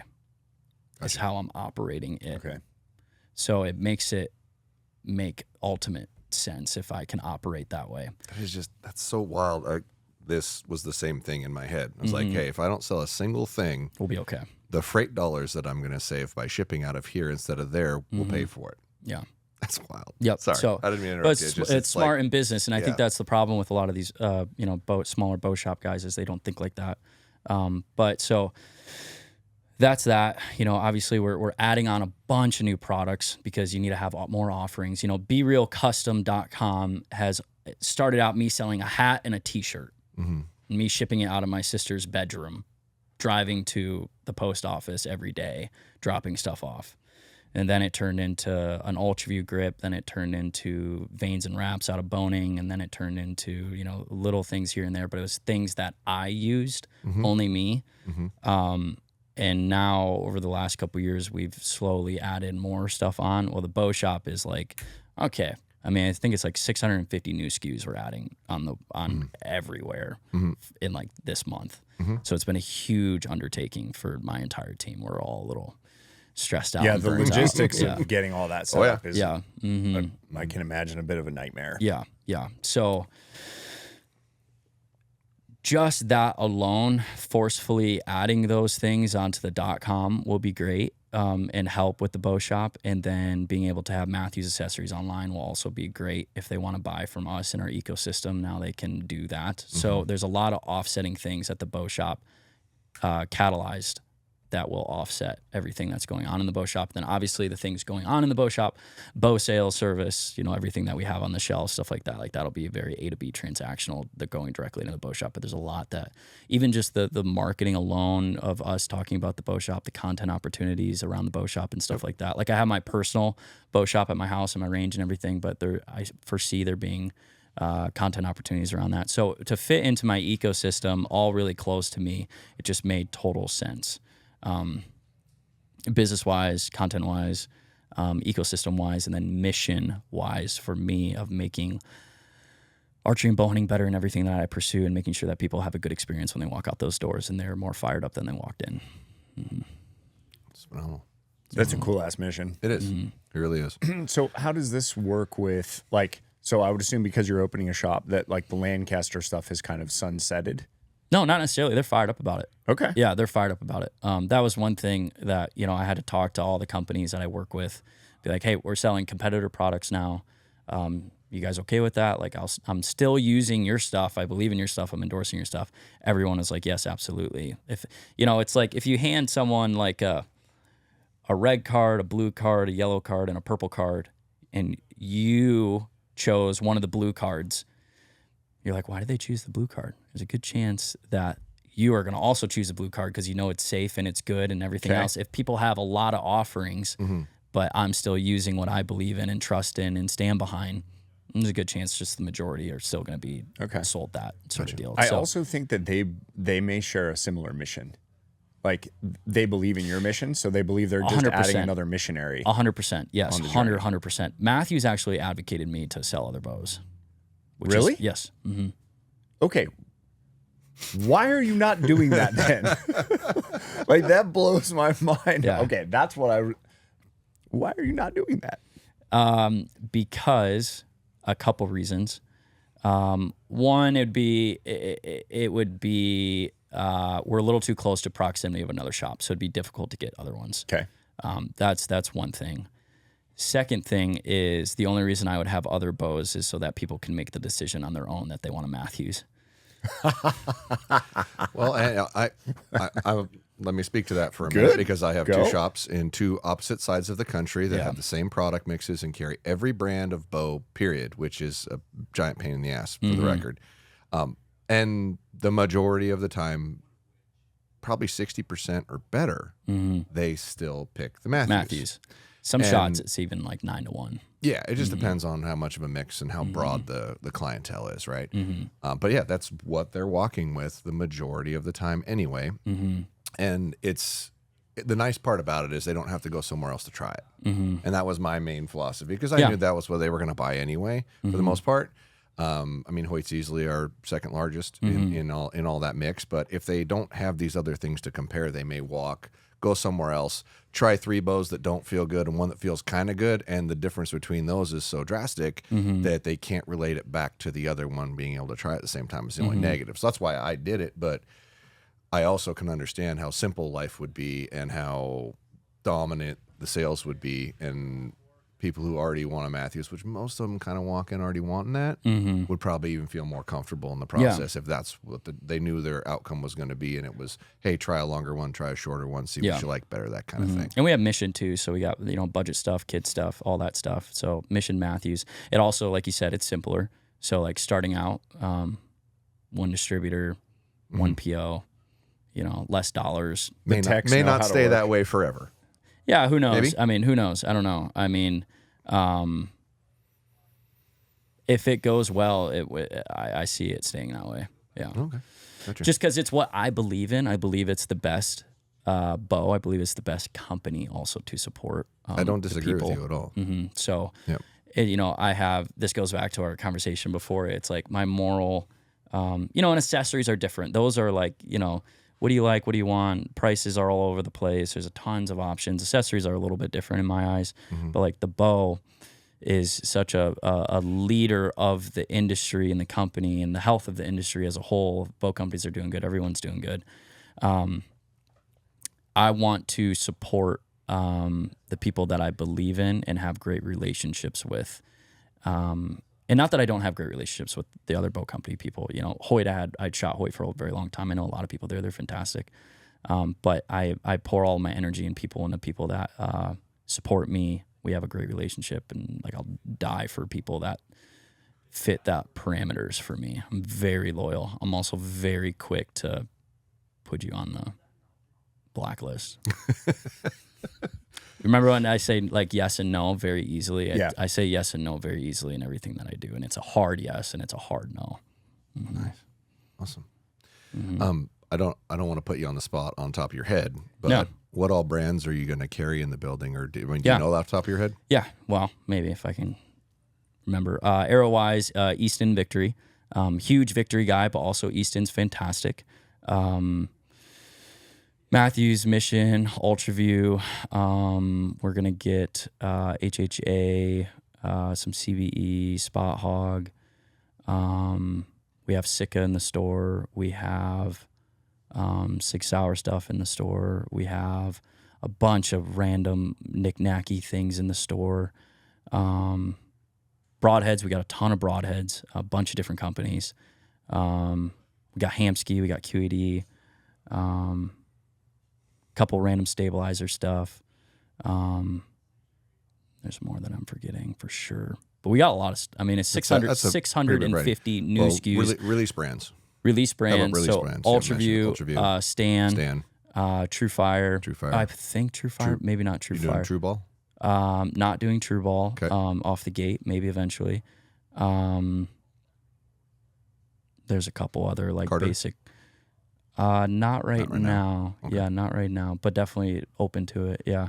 It's like, so when you look at our buying decision, business mindset now, all of our different terms that we have with all these different vendors, what's hot right now, what's going to sell right now. We're onboarding all these new things, and we got to strategically buy everything from 15 different companies very strategically all at once. And the second they ship, our terms start. So I only want things that are for sure going to sell and I'm not taking a bet on. Yep. So that we can turn it, and then we can then analyze and decide what we're going to do on the next run. So this first go around, I was only very certain. I'm only buying things that I'm very certain I know these are going to sell. Or they're going to get put on a bow, or there's a good chance that I'm going to sell half of them. Gotcha. In that time frame. And did you personally make those decisions, or do you have someone that's making our those whole decisions team? for you? Yeah, our whole team. Yeah, we've had. Got it. The conference room has been full several times of just like making sure that we're dialed in and don't have anything that we don't need and don't want to just take a risk on. Sure. That makes sense. How many workstations are you putting in the pro shop? So we're going to have one giant 20-foot long bench. They'll have at least 2 workstations behind. So I only have one full-time guy right now, a couple part-time guys. We will see how the volume is. I mean, I am dedicated, especially these first couple months, that if I need to be over there, I'll be over there. But I think we'll be quickly trying to get someone else. Did you hear that, people? If you show up in droves, Chris will show up. I will not be over there all the time. We will have designated days that I will advertise that I will be there, and you might randomly see me. Yeah. That's cool though. That's Like awesome. that's one of the reasons that people would want to go is they're hoping that they're going to bump into you. Yeah, for which sure. is the reason people show up here. They're hoping they'll bump into the Mohawk. Yeah, and I'm traveling, and I'm busy, and I got stuff going on, and everything else. But if I'm like, I got time to go in the shop, I'll go in the shop. Yeah, that's cool. So, yeah, it's been a huge lift. It's a big risk. I hope it works out. I think it'll be cool. I think it'll be good. I think it'll be great for the sport and the local community to get what they deserve and what they need. Awesome. Dude, that's so cool. Yeah. I don't know. You got anything else for him? I just had something and he said that and I lost it, or I did have some other. I don't even know how long have we been on here. I mean, it's 10:30. You guys can dive It's for been as 2 long as hours. you want. No, So We're good. up to All you. right, then. Yeah, I'll think about it for a second. It's because I want to just change subjects slightly. Sure, do it. Gotcha. Yeah, I'll go ahead. You're fine. All right. You want to do family? You want to have family? Not with me, just in general. Yeah. No, I do. I do. I think that, I was in a past relationship where that wasn't really what we decided in the past relationship. That was, there's sacrifices in everything. There's sacrifices in life, anywhere that you look. So that was a sacrifice that I was willing. But yeah, now definitely, before that and now after, yeah, definitely. But right now, it's like I'm in go mode right now. I'm in go mode pretty hard right now. So yeah, I definitely do one day though. Yeah. But right now it's the no. It's falling in the hard no Well, I mean, you never category. know. You never know where life takes you. You never know. It just changes everything. Like that's 100%. That's the like with how hard driving you are with a lot of stuff. I think that mentally you have to be prepared to be like, okay, I'm going to allow this to change everything. Yeah, it's gonna take a special woman to tolerate and handle me, because I am a million miles an hour with very steep goals. That is gonna be fantastic. But that's why I said when I'm 40, I'm gonna be a whitetail guy. Like I know my plan is to engineer my life in a way where I can slow down, and I have built things in the busy times that will be something. I will never stop working, but I will stop working 14 hours a day. It's smart. Sounds like a really solid plan. It's harder to slow down than you would think. So I won't slow down. I'll just change what I'm doing. Yeah, Fair work 14 hours a day, but the focus is on different things. Yeah, I'll change what I'm doing. I'll always be focused and goal-driven and oriented to be productive and busy, but the things that I'm productive and busy on will change. Right now, it's 100% on growing in business, and that changes. Gotcha. No, that's awesome. That's challenging. I feel like It's a challenging listening thing. to Colby when we were in Ultraview. Yeah. The conversation is the same, not with the family stuff, but I'm like the focus and the drive. It's still fascinating to me that you guys kind of grew out of the same little area. So what's that relationship with him like? Like when the two of you are in a room, what are you guys doing? Well, you know, Colby and I have known each other since around 16 years old. We shot tournament archery together. We traveled together. We were with the George crew. And then we quickly like started business around at the same time of actually like being serious about what we were doing. So a lot of yin and yang in that, a lot of growing together, a lot of learning together. You know, we have some crazy ideas with the two of us. And, you know, we kind of have grown independently and have kind of been less and less like, we used to be like day to day working on it together, and we kind of have grown our pillars separately. And now we have our own very, you know, unique things that we're both working on. But I mean, I was down in Atlanta last week. You know, I go down a decent amount every other month or so. And we touch point, and I'm in meetings weekly with them and everything. Yeah, I mean, it's very cool. It's very rare. It's very rare. It's super rare. Two big vision guys that are also executors that met when they were 16 is, yeah, I don't know. I feel like Colby's one of those guys that like over the next 20 years, he could shape the archery technology side like stronger than most people, which is ideist. It's pretty cool. Do you have a decent amount of input into products at UltraView at all? Do you have conversations like that, or are you just buddy? I'm assuming you do. Yeah, I mean, with the team and Bruce there, I mean, clarity, I own 0% of UltraView.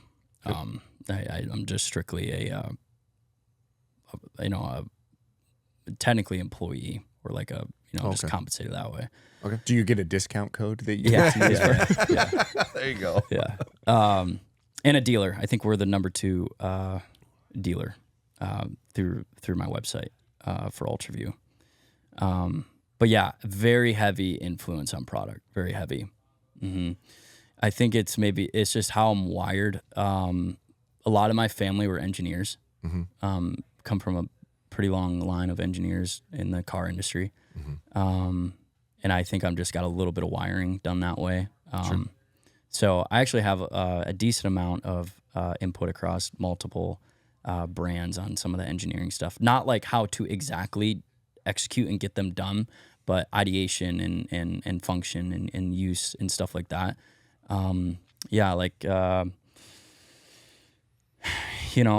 One sole thing hasn't been my idea on the UltraView side, but so many little nitty-gritty things I guess I've had influence on. Yeah, for sure. Very early product meetings and like ideation of everything. Which makes sense because you were such a skilled shooter that then you turned into a hunter, and you were like, we're going to blend these two things together, knowing what I need out of whatever. Just thinking about specifically like the site. Yeah, I mean, that's end outcome. How to get there though is the tough part. For sure. Yeah. No, here's what I optimally would like out of this, and then you get the guys that how do you problem slog through the woods to figure out how to do it. Yeah, so for sure, that makes sense. We problem solve a good bit. Yeah. That's very cool. I'm excited to see what comes out of UltraView, and I'm excited to see what continues to come out of what you do. Like, I'm big fan. Now, currently out of your private label products and whatnot, can dealers carry that stuff, or is it just you selling it? As far as what specifically? As far as like your labeled veins or those sort of things? Yeah, no, they for sure can. I mean, boning on their website, you can just upload your logo and buy them. Oh. Yeah. Oh, okay. No, like your logo stuff. Oh, yeah. Oh, I didn't know you could. I thought anyone can do that. Anyone can do that. Maybe I'm not answering the question right. Are you Chris saying? B's I mean, stuff. Chris B's stuff. But are you implying that he's wondering if he could carry Chris B's stuff? Yeah, here. that's what I'm asking. Are you only selling that yourself currently? I thought you were. I see. Yes, I am, but I would definitely be open to other people. I was going to say, is there a point in which you would entertain that? Yeah. I think for sure. I think there's volume of scale that makes sense, and I think we're there for sure. But we really haven't had any opportunity or anything. Like people approach me about like running merch on their stores and stuff like that. But yeah, that would definitely be a thing. Yeah, for sure. Have a little influencer corner in the shop over there. I totally would. I'd take It's a section a cool that was idea. his and put it over there and say this is all the B-real stuff. Our biggest thing that's been doing really good is our custom arrow builder. Yeah. So our team made a 3D custom arrow builder that they can animate and have real time show everything down to componentry and everything, live FOC, live weight. They can build it and we ship them in 3 to 5 business days. Wow, that's a good turnaround. You need to ship him some Podium parts so people can get titanium front ends. If he's interested, Sure. I'd be happy to do it. Yeah, sure. Let people Absolutely. go through Add the it- selector and Add it in the change builder. Yeah. That'd be pretty cool. Yeah, that's been, man, when you talk about business and just figuring things out, that it's incredible. You get another layer of something and got a whole new level of inventory levels and output levels and turn rates and all of the above on all that stuff. It's just, yeah. Dude, the technical side of getting some where you can select all the different pieces and parts, and then it ends up in front of a technician who can then build it properly and ship it out. Like, yeah. Yeah, if you go through our builder and if you include cut lengths as a SKU, there's 6 billion different variations. Billion.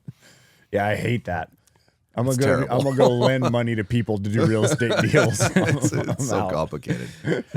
But we are in the stage that people want to go click, click, click, click, Yeah, click, and 100%. built and whatnot. And yours is very smooth. It Yeah, works thank very you. good. Yeah, yeah, no, it's been good. It was a huge lift from the team, but I think that it's just trying to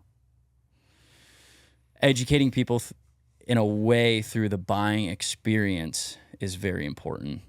Like people blindly buy something and they're like, oh, what am I supposed to do with this? How am I supposed to use this? Like that's not great because they're probably going to have a bad experience with it. So, they can go to a dealer and be like, build me the right arrows, and they will. Or if they're trying to buy stuff online or whatever, they can now go through tools to try to make a better educated decision on what they're doing and what they're getting.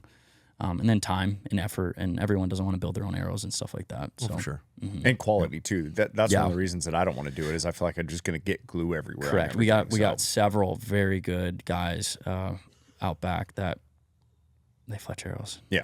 What are you using for tools for fletching? Bits jigs. Bits I've jigs. tried them all, and the bitses are the best as far as quality, consistency, and doing it over and over and over again. We got those new OMPs, and we tried, but the inconsistencies of high volume isn't there. Gotcha. Did you change the receivers out, or did you use the stock receivers? We did not change them out. I'll try I that. need to look at that. That tightens right up real quick. Okay. You get real good Interesting. consistency. And you can't, like, when you go to push on it, the ass end of the arrow will not move. It's all that Interesting. AE makes them. So AE makes them for Both. OMP? Make them for both. Oh, okay, because I know they make them for bits. Yeah, they added OMPs, I think 6 months ago or something Okay. like that. And Very it's nice. a completely different jig when you do that. Interesting. I literally returned my OMP when I got it stocked. Yes. I was like, no. Yes. And then the change. That dialed it up really good. Massively different. Nice. Okay. I've put them in the bitses too, and it's not as firm. It's not as big of a difference when you put them in the bitses. It's not. Yeah. It's not. So something to play with. Yeah, interesting. Yeah. The variability of the OMP is really nice. That's the thing. I feel like messing with the bits is kind of a pain. Are you guys giving people options with how much offset or helical they can put Right on? now, no. We only Okay. have left helical, right helical, and then straight. Okay, well then. Adding degrees is going to be tricky because on a bit specifically, it's Yep. what degree are we actually landing on? Yeah. So we just have straight right now. But, majority of people are just left helical. Yeah, why not make it 50 billion SKUs, Yeah. Chris? Exactly. It's really not a big deal when we print them just like a restaurant ticket, and then it's just like, all right, we just build it to this, and we got quality control steps and everything, and yeah, it's a cool little system. And people can buy Victory and Easton. Victory and Easton, yeah, pretty much all of them. Okay. That's cool. Yeah. Well, you have the important stuff. Yeah, yeah. sure. I mean, And that will be, if you had every single arrow under the sun, those two would still be 95+% of what you sold anyway. correct. That's why I won't. Yeah, you don't need to. Yep. Those cover everything.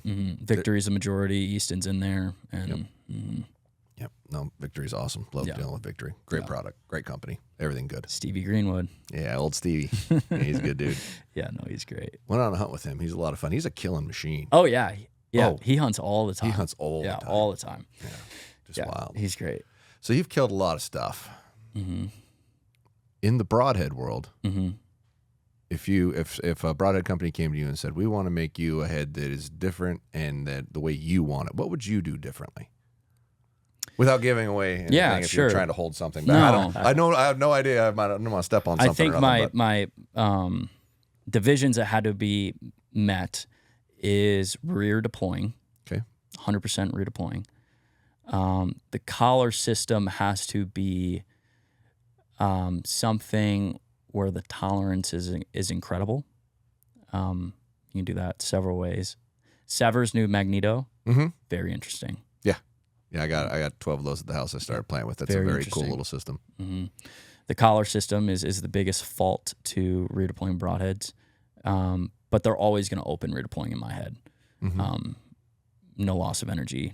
Like the Grim Reapers with the sweeping blades, I always felt like there is too much variability and loss of energy in those blades swinging open, and they might not all fully swing open, or depending on the height or the angle or anything else, they could poke through and then open on the inside and create deflection.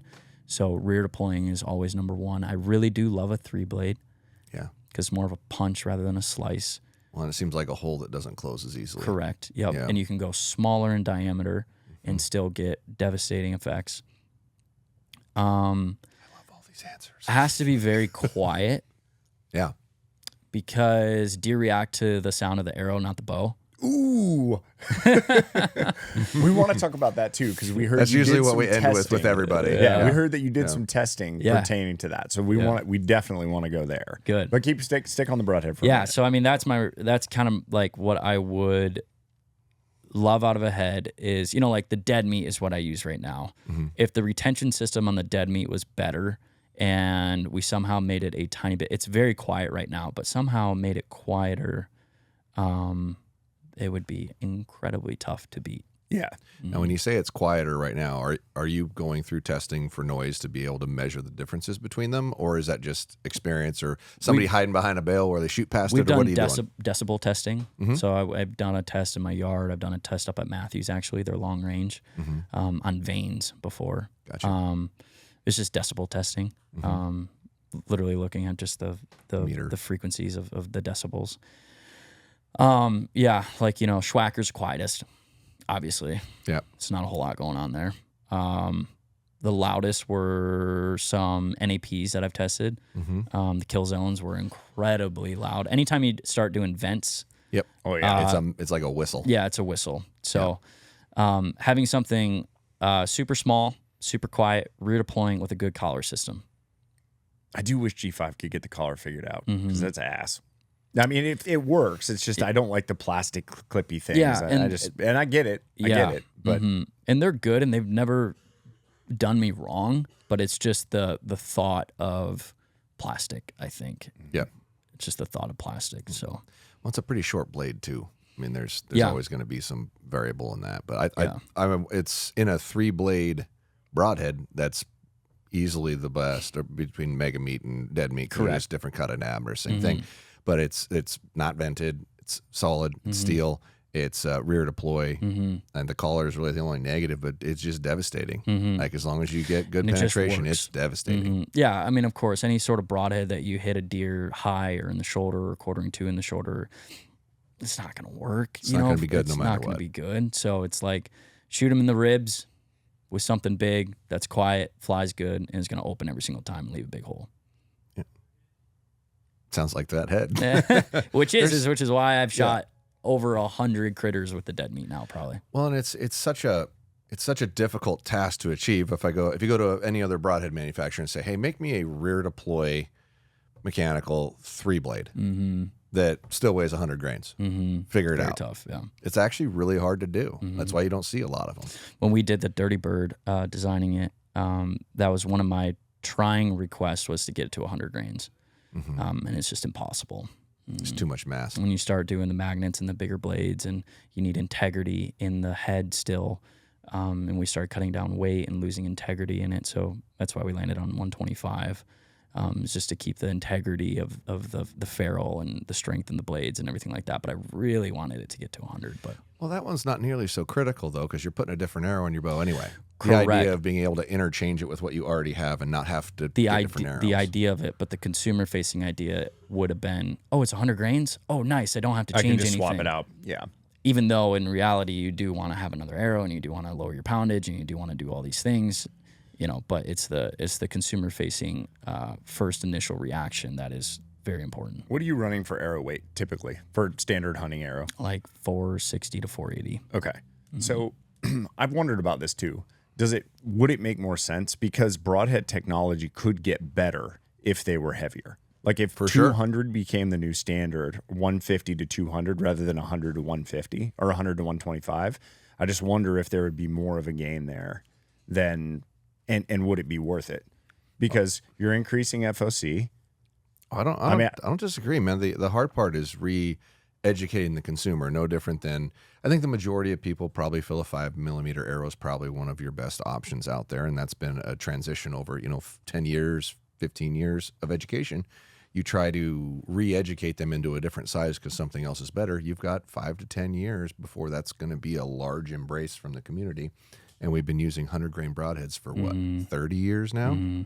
How are you going to re-educate people that 150 should be the standard or the normal? And broadhead companies would love it because their options of what they can make goes drastically through the roof. But trying to change that mindset takes a decade. Meanwhile, that product that you put out at 150 is gone because nobody bought it and they didn't make any money. It's just, I don't know how you fix that. I don't know. What are your thoughts on that? Never mind. Shit.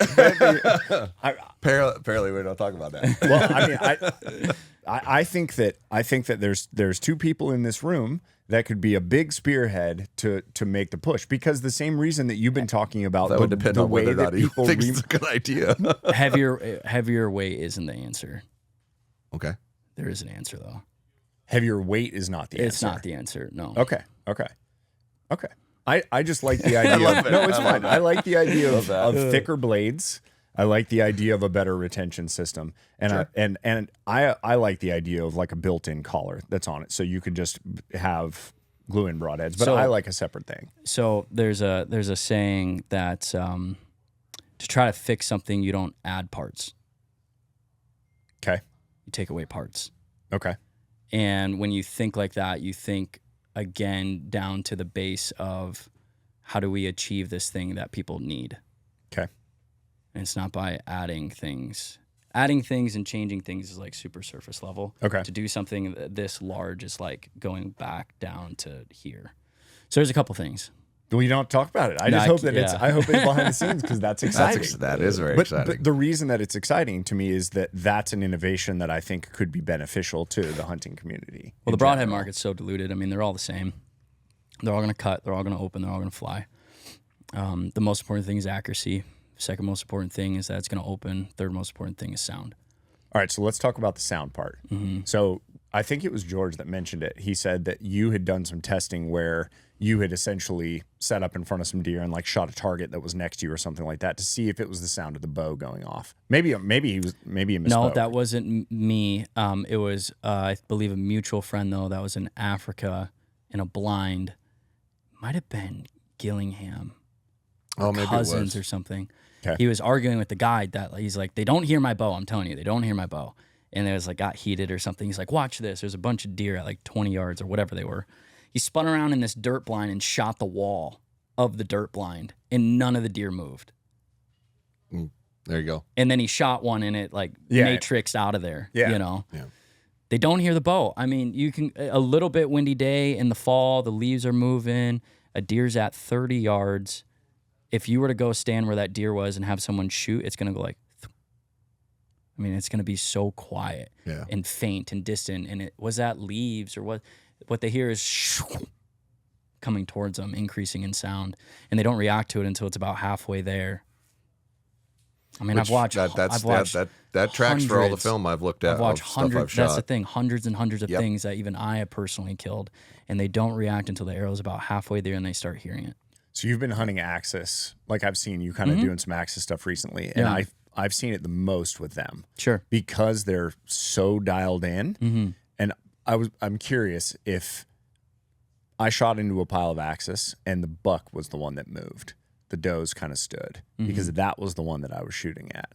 And I've seen that when I've watched other axis hunts. I'd be curious if you look back at your footage, are you seeing the primary animal that you were shooting at starting the move first? It's interesting you say that. So I've shot at things with deer closer to me, and it's like the wave. Yeah. So they start dropping, and then everything starts dropping, and then the things behind them start dropping. So it's 100% the arrow. Okay. Yeah. All right. So I will sound of arrow. die on that hill. Love it. Yeah. I agree 100%. It's nothing but the arrow. Yeah. Now, if your bow sounds like a tuning fork, sure, something's going to hear it if you're at 20 yards. Sure. But by the time the sound transfers, like it all happens like, so, I mean, you're dealing with in that distance from sound transfer to bow to there. Obviously, it's not moving. The arrow's not moving at the speed of sound, but it's you could blast a turtle box and stand 100 yards away and you're like, I can barely hear that. And then you drop the decibel to 10% of what that turtle box is just playing, but it's at 10 yards. You can hear it better than when it was at 100 yards. It's the same sort of thing. Yep. The sound of the arrow is less than the bow going off, but it's closer to it. And that's what they hear. The crappy part is you're adding another variable to broadhead companies that you'd be like, hey, not only do you have to have XYZ, but we also need you to be even more quiet. And that has to be the push. You're A lot adding of an people element don't in. care about it, though, Well, but they don't care because they don't know that's what's actually happening. or just ignorant. Yeah. I think it finally sunk in my head that that's what it was when I started antelope hunting, because you're typically shooting farther away, Yeah. and they're still reacting. I'm like, there's no way he heard me go off. What are you trying to tell me? He watched like my follow through and that made him react? No. But like 4 out of 5 of them, as soon as that arrow got anywhere near them, they were gone. Matrix. Yeah. Like gone. Like they're freaking 5 yards over there before my arrow finally got to where it was going. Yeah. It's wild. So, I mean, that was the light in my head. It's like, there's no way it's anything but the arrow coming at them. 100%. I need to start paying attention to how loud that is and how do I Veins. make that quieter. Veins, too. Yeah. Broadhead and vein are doing that. I actually had a little test I was thinking about doing. It was going to be real tricky, but I was going to try to shoot a doe or something because we can shoot like 3 of them a day down here. Yeah. And tune a bare shaft with the quietest broadhead I can and see if they react. The reaction difference. Yeah, do they react at all? Yeah, that'd be interesting. Let's do it. I'm going to try. It's just time to like Yeah, try to make that thing actually work, do it. right? Yeah. And figure out what broadhead I think is the quietest broadhead. I think the veins though is like 20% of the equation for noise. Oh, you think the broadhead is okay? 100%. Okay. Yeah. I mean, that's testable. This is aligning so great. That's fantastic. I agree. Like it's the broad. I've heard so many broadheads that are just crazy loud. Like Some of the Grim crazy Reapers, loud. Whitetail Special, the NEP kill zones, I think all that anything surface with a area. vent, anything with a vent. Yeah, it's The just vent or more surface area. nightmare. Yeah, or your blade's sitting out, If but the it's- wind yeah. can cut around it. If as it's you're shooting harder it. to tune, it's going to be louder because those are exactly the same. Well, unless it's like a big solid construction. That's what I was going to say. non-ventilated. The big Yeah, vented fixed blades non-ventilated. are. Yeah, but even those are louder because you just they're have more loud as surface shit. area and you have it's air distribution. Yeah, but yeah, 100%. I believe that. This is fun. Well, I'm excited to see the products that are going to come out of these conversations because this will push for change. Like these types of conversations happening over and over and over again are going to be like, hey, we got to focus on some freaking quieter broadheads. Yeah, maybe. I mean, Or maybe people just stop shooting animals at past 20 yards ever. that's not happening. Dude, I showed up last year to drop a deer off, and there was probably 20 deer that were there during archery season at the processor, and almost everyone was shot in the top third of the body. Yeah. Yeah, they're ducking. Yeah, they're ducking. No and, problem. And guys are shooting them high, and obviously they're finding them. But like that, I think if you can reduce that, even if you can get them shot in the middle of the body, that's a thing that's worth trying to do. Yeah, no, I agree, 100%. Interesting. I'm glad we went there. Yeah, well, now that I'm thinking about broadheads in that regard, I'm going, well, there's probably only like 3. Yeah, there's not many. That when I start looking at it, like there's maybe 3 or 4 that Schwacker- are authentically really quiet. Shacker when you is start looking at is those. the best when we're talking fixed blades. As far as quietness, I don't like that they deploy on the inside of the animal. That's why I don't shoot them. I've shot several things with them too. Dead meat's very good. Yep, Beast, I haven't tested it. I've heard that's quiet. it's pretty quiet. Yeah. Some of the old rages, the new rages are loud. Yeah. I haven't tried the speeds. Sever is decently loud because That doesn't make sense to me that the Sever is loud. well, it's because they have their blades stacked, so you got a wider. Well, it depends on which one. If you do the ones with little bleeder blades, but they're stacked and there's still ventilation in them, so the diameter of the spacing of the blades. It's just there's just more going on. It's because it's technically still vented in essence in the ferrule. There's more to things hold for those air blades to in. go through. Okay, pretty much that makes in a sense. It's nutshell. not the ears that are sticking out that are necessarily making noise. Well, this poses a very interesting product idea. Like a little cover that sits over your broadhead that the wind It can't go pops through. off. That's Have like you seen- cuts off. I mean, have like you a seen condom, some of those basically, just a old little school? cover. Yeah. There was like ping pong ball material that was over one broadhead at one point. Well, they used to make broadhead covers that you stored them that way. Then it was a little piece of a plastic sleeve that you stuck your broadhead think in. this- But I I, feel haven't like seen this- like a shot one. That's what I felt like. This was literally something that was designed so you screwed it The on. problem with something like that is having people adopt it. Right. That's maybe.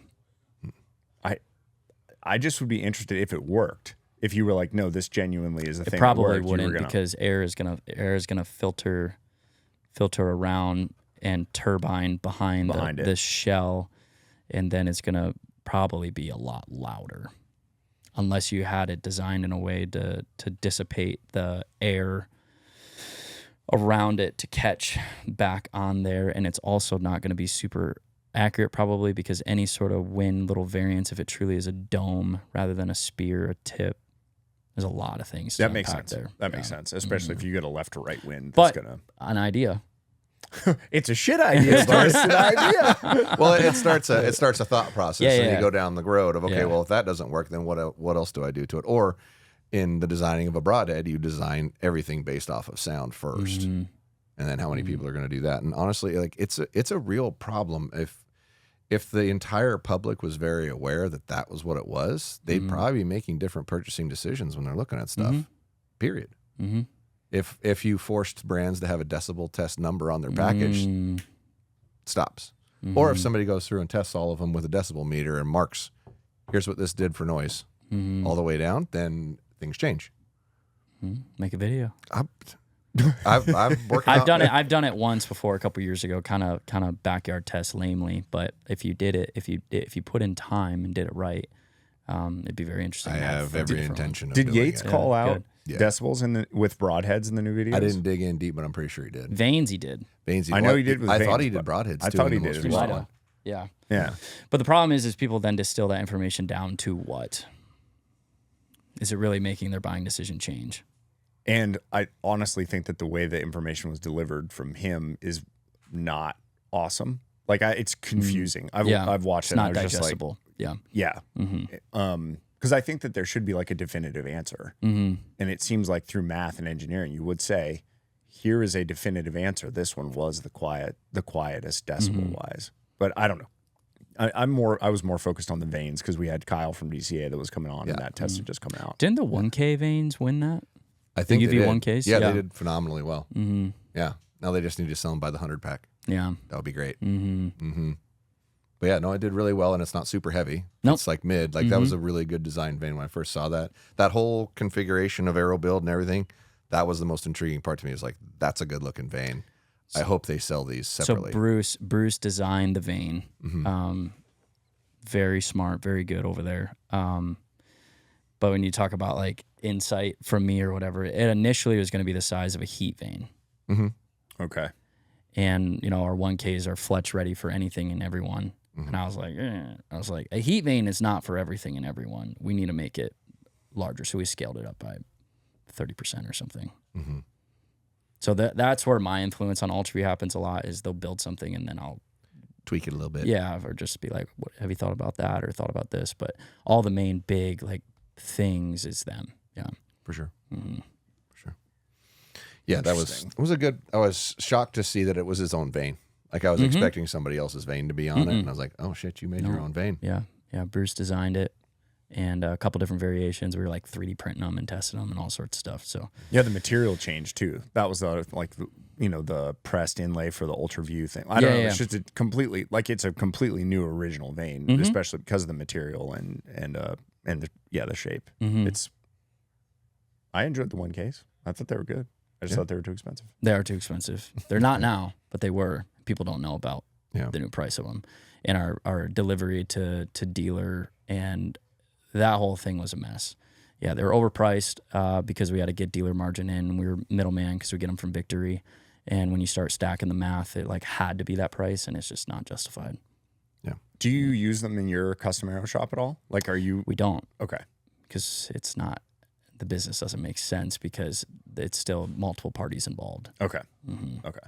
All right. Yeah, because you didn't mention them before. No, we don't. We might in the future, if we can get the business to make sense. Like, it's everything has to make sense to do it. Of course. Obviously, So Of course. Yeah. I just assumed with your relationship that would be maybe, hey guys, you got random boxes laying in the back. Maybe I'll we'll do a special, ship them my way. You would think, yeah. That was such a challenging ask at the same time. It's a cool idea, unique product, but your own diameter size, your own vein, high price point. What was only supposed to happen is we would have more of our own componentry to go along with it. Yeah, was the idea, so that could be more customizable. Yeah.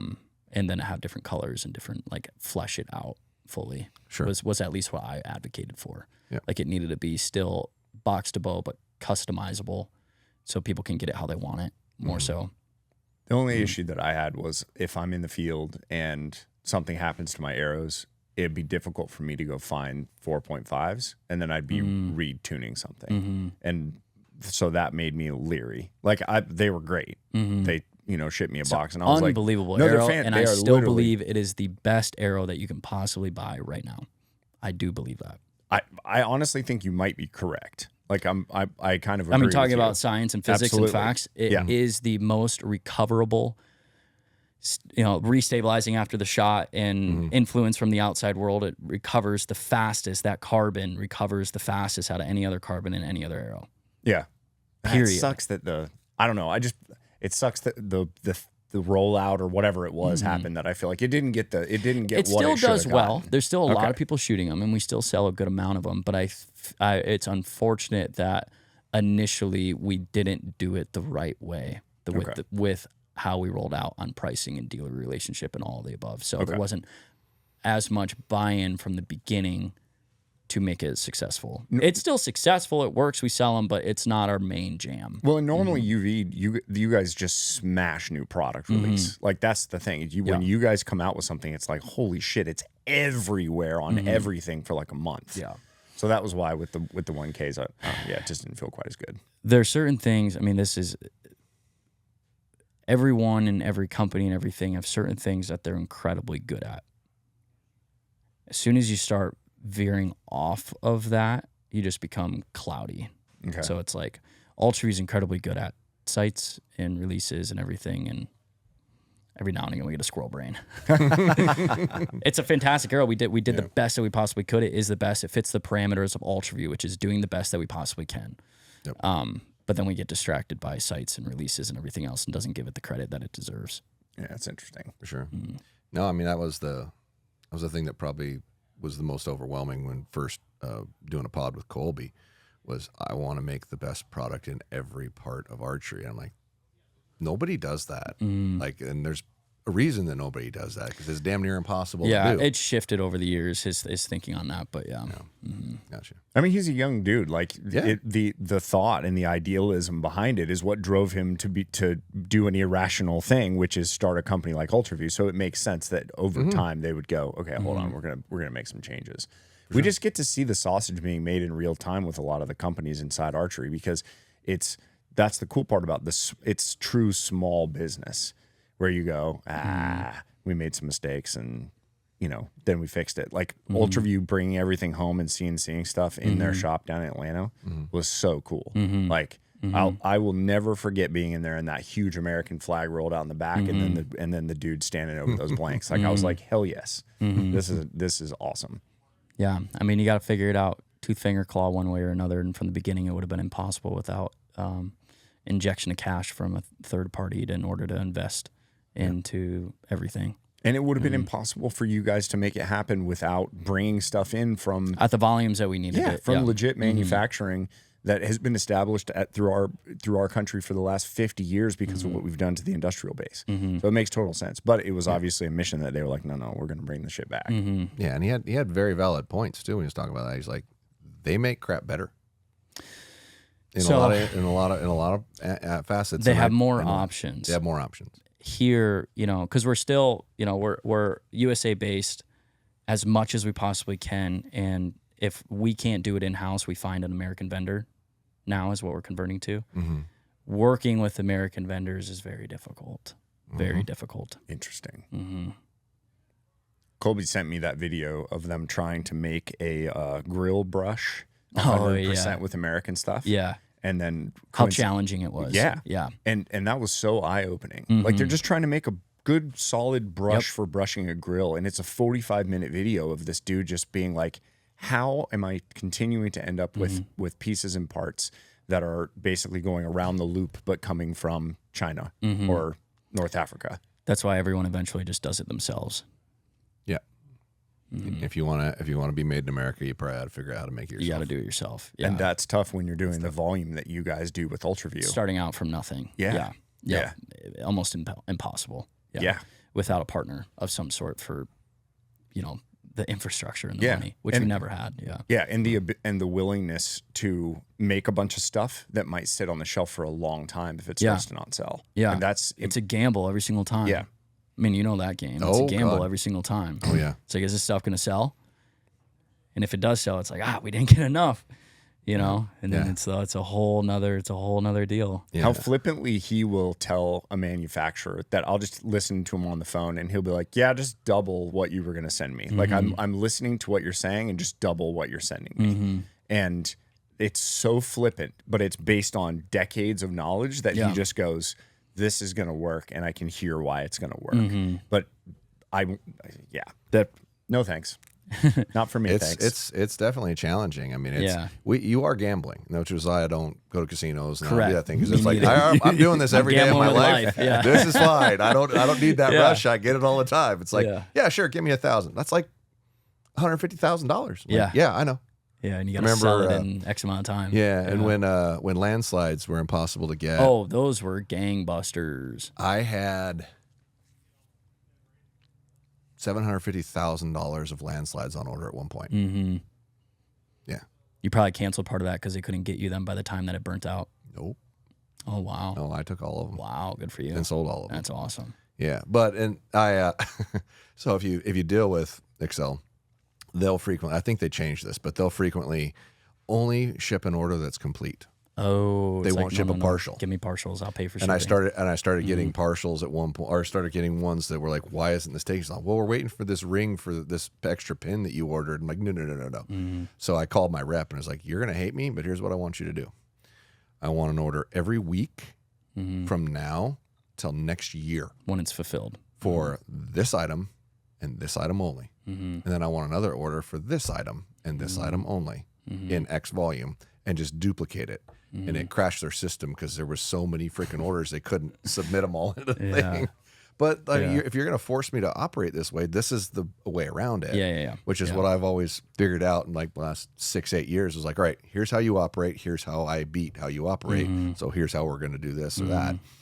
And I can usually set them all on a table. I'll go, yes, no, yes, no, yes, and what's your lead time, and what's your capacity, and how many you have on back order, and then okay, you need to quadruple that. And then they don't start freaking out. It's like, well, that's the only way I know I'm going to get product, because people get pissed when I run out of it. That's the whole bid. You just have to be able to predict it, and it's all a gamble. I've had plenty of things that I bought that I went, ooh, that wasn't a good one. Yep. Time to dump it. Got to get rid of them. Yep. Get that capital back so I can put it back in the game and put it back on the table. That's tough. Sitting on them is the worst thing you can do. Like if it's a bad decision, just fucking cut your losses and get rid of it instantly. It's the best thing you can do. Have you been pretty much cash based? Have you had any? I've never had an investor. I have a line of credit with my bank, and that's it. I've never had anybody's financial. I started this business originally we moved it. So my dad started a store called the Outdoor Sportsman in Spokane, Washington when I was 1 year old. General sporting goods store, had an archery department in it. Okay. I worked in that archery department from 11 years old. I mean, I was like sweeping floors and cleaning boxes when I was like 5, 6, 7, just basically daycare where you tried to be productive when you weren't in school. But I was working behind the shop at 11. And by the time I turned, I think it was 20 or 19, we closed that and opened up a shop out by the house that was just archery, because my department was growing every year and everything else was stagnant or shrinking. Kept the original store?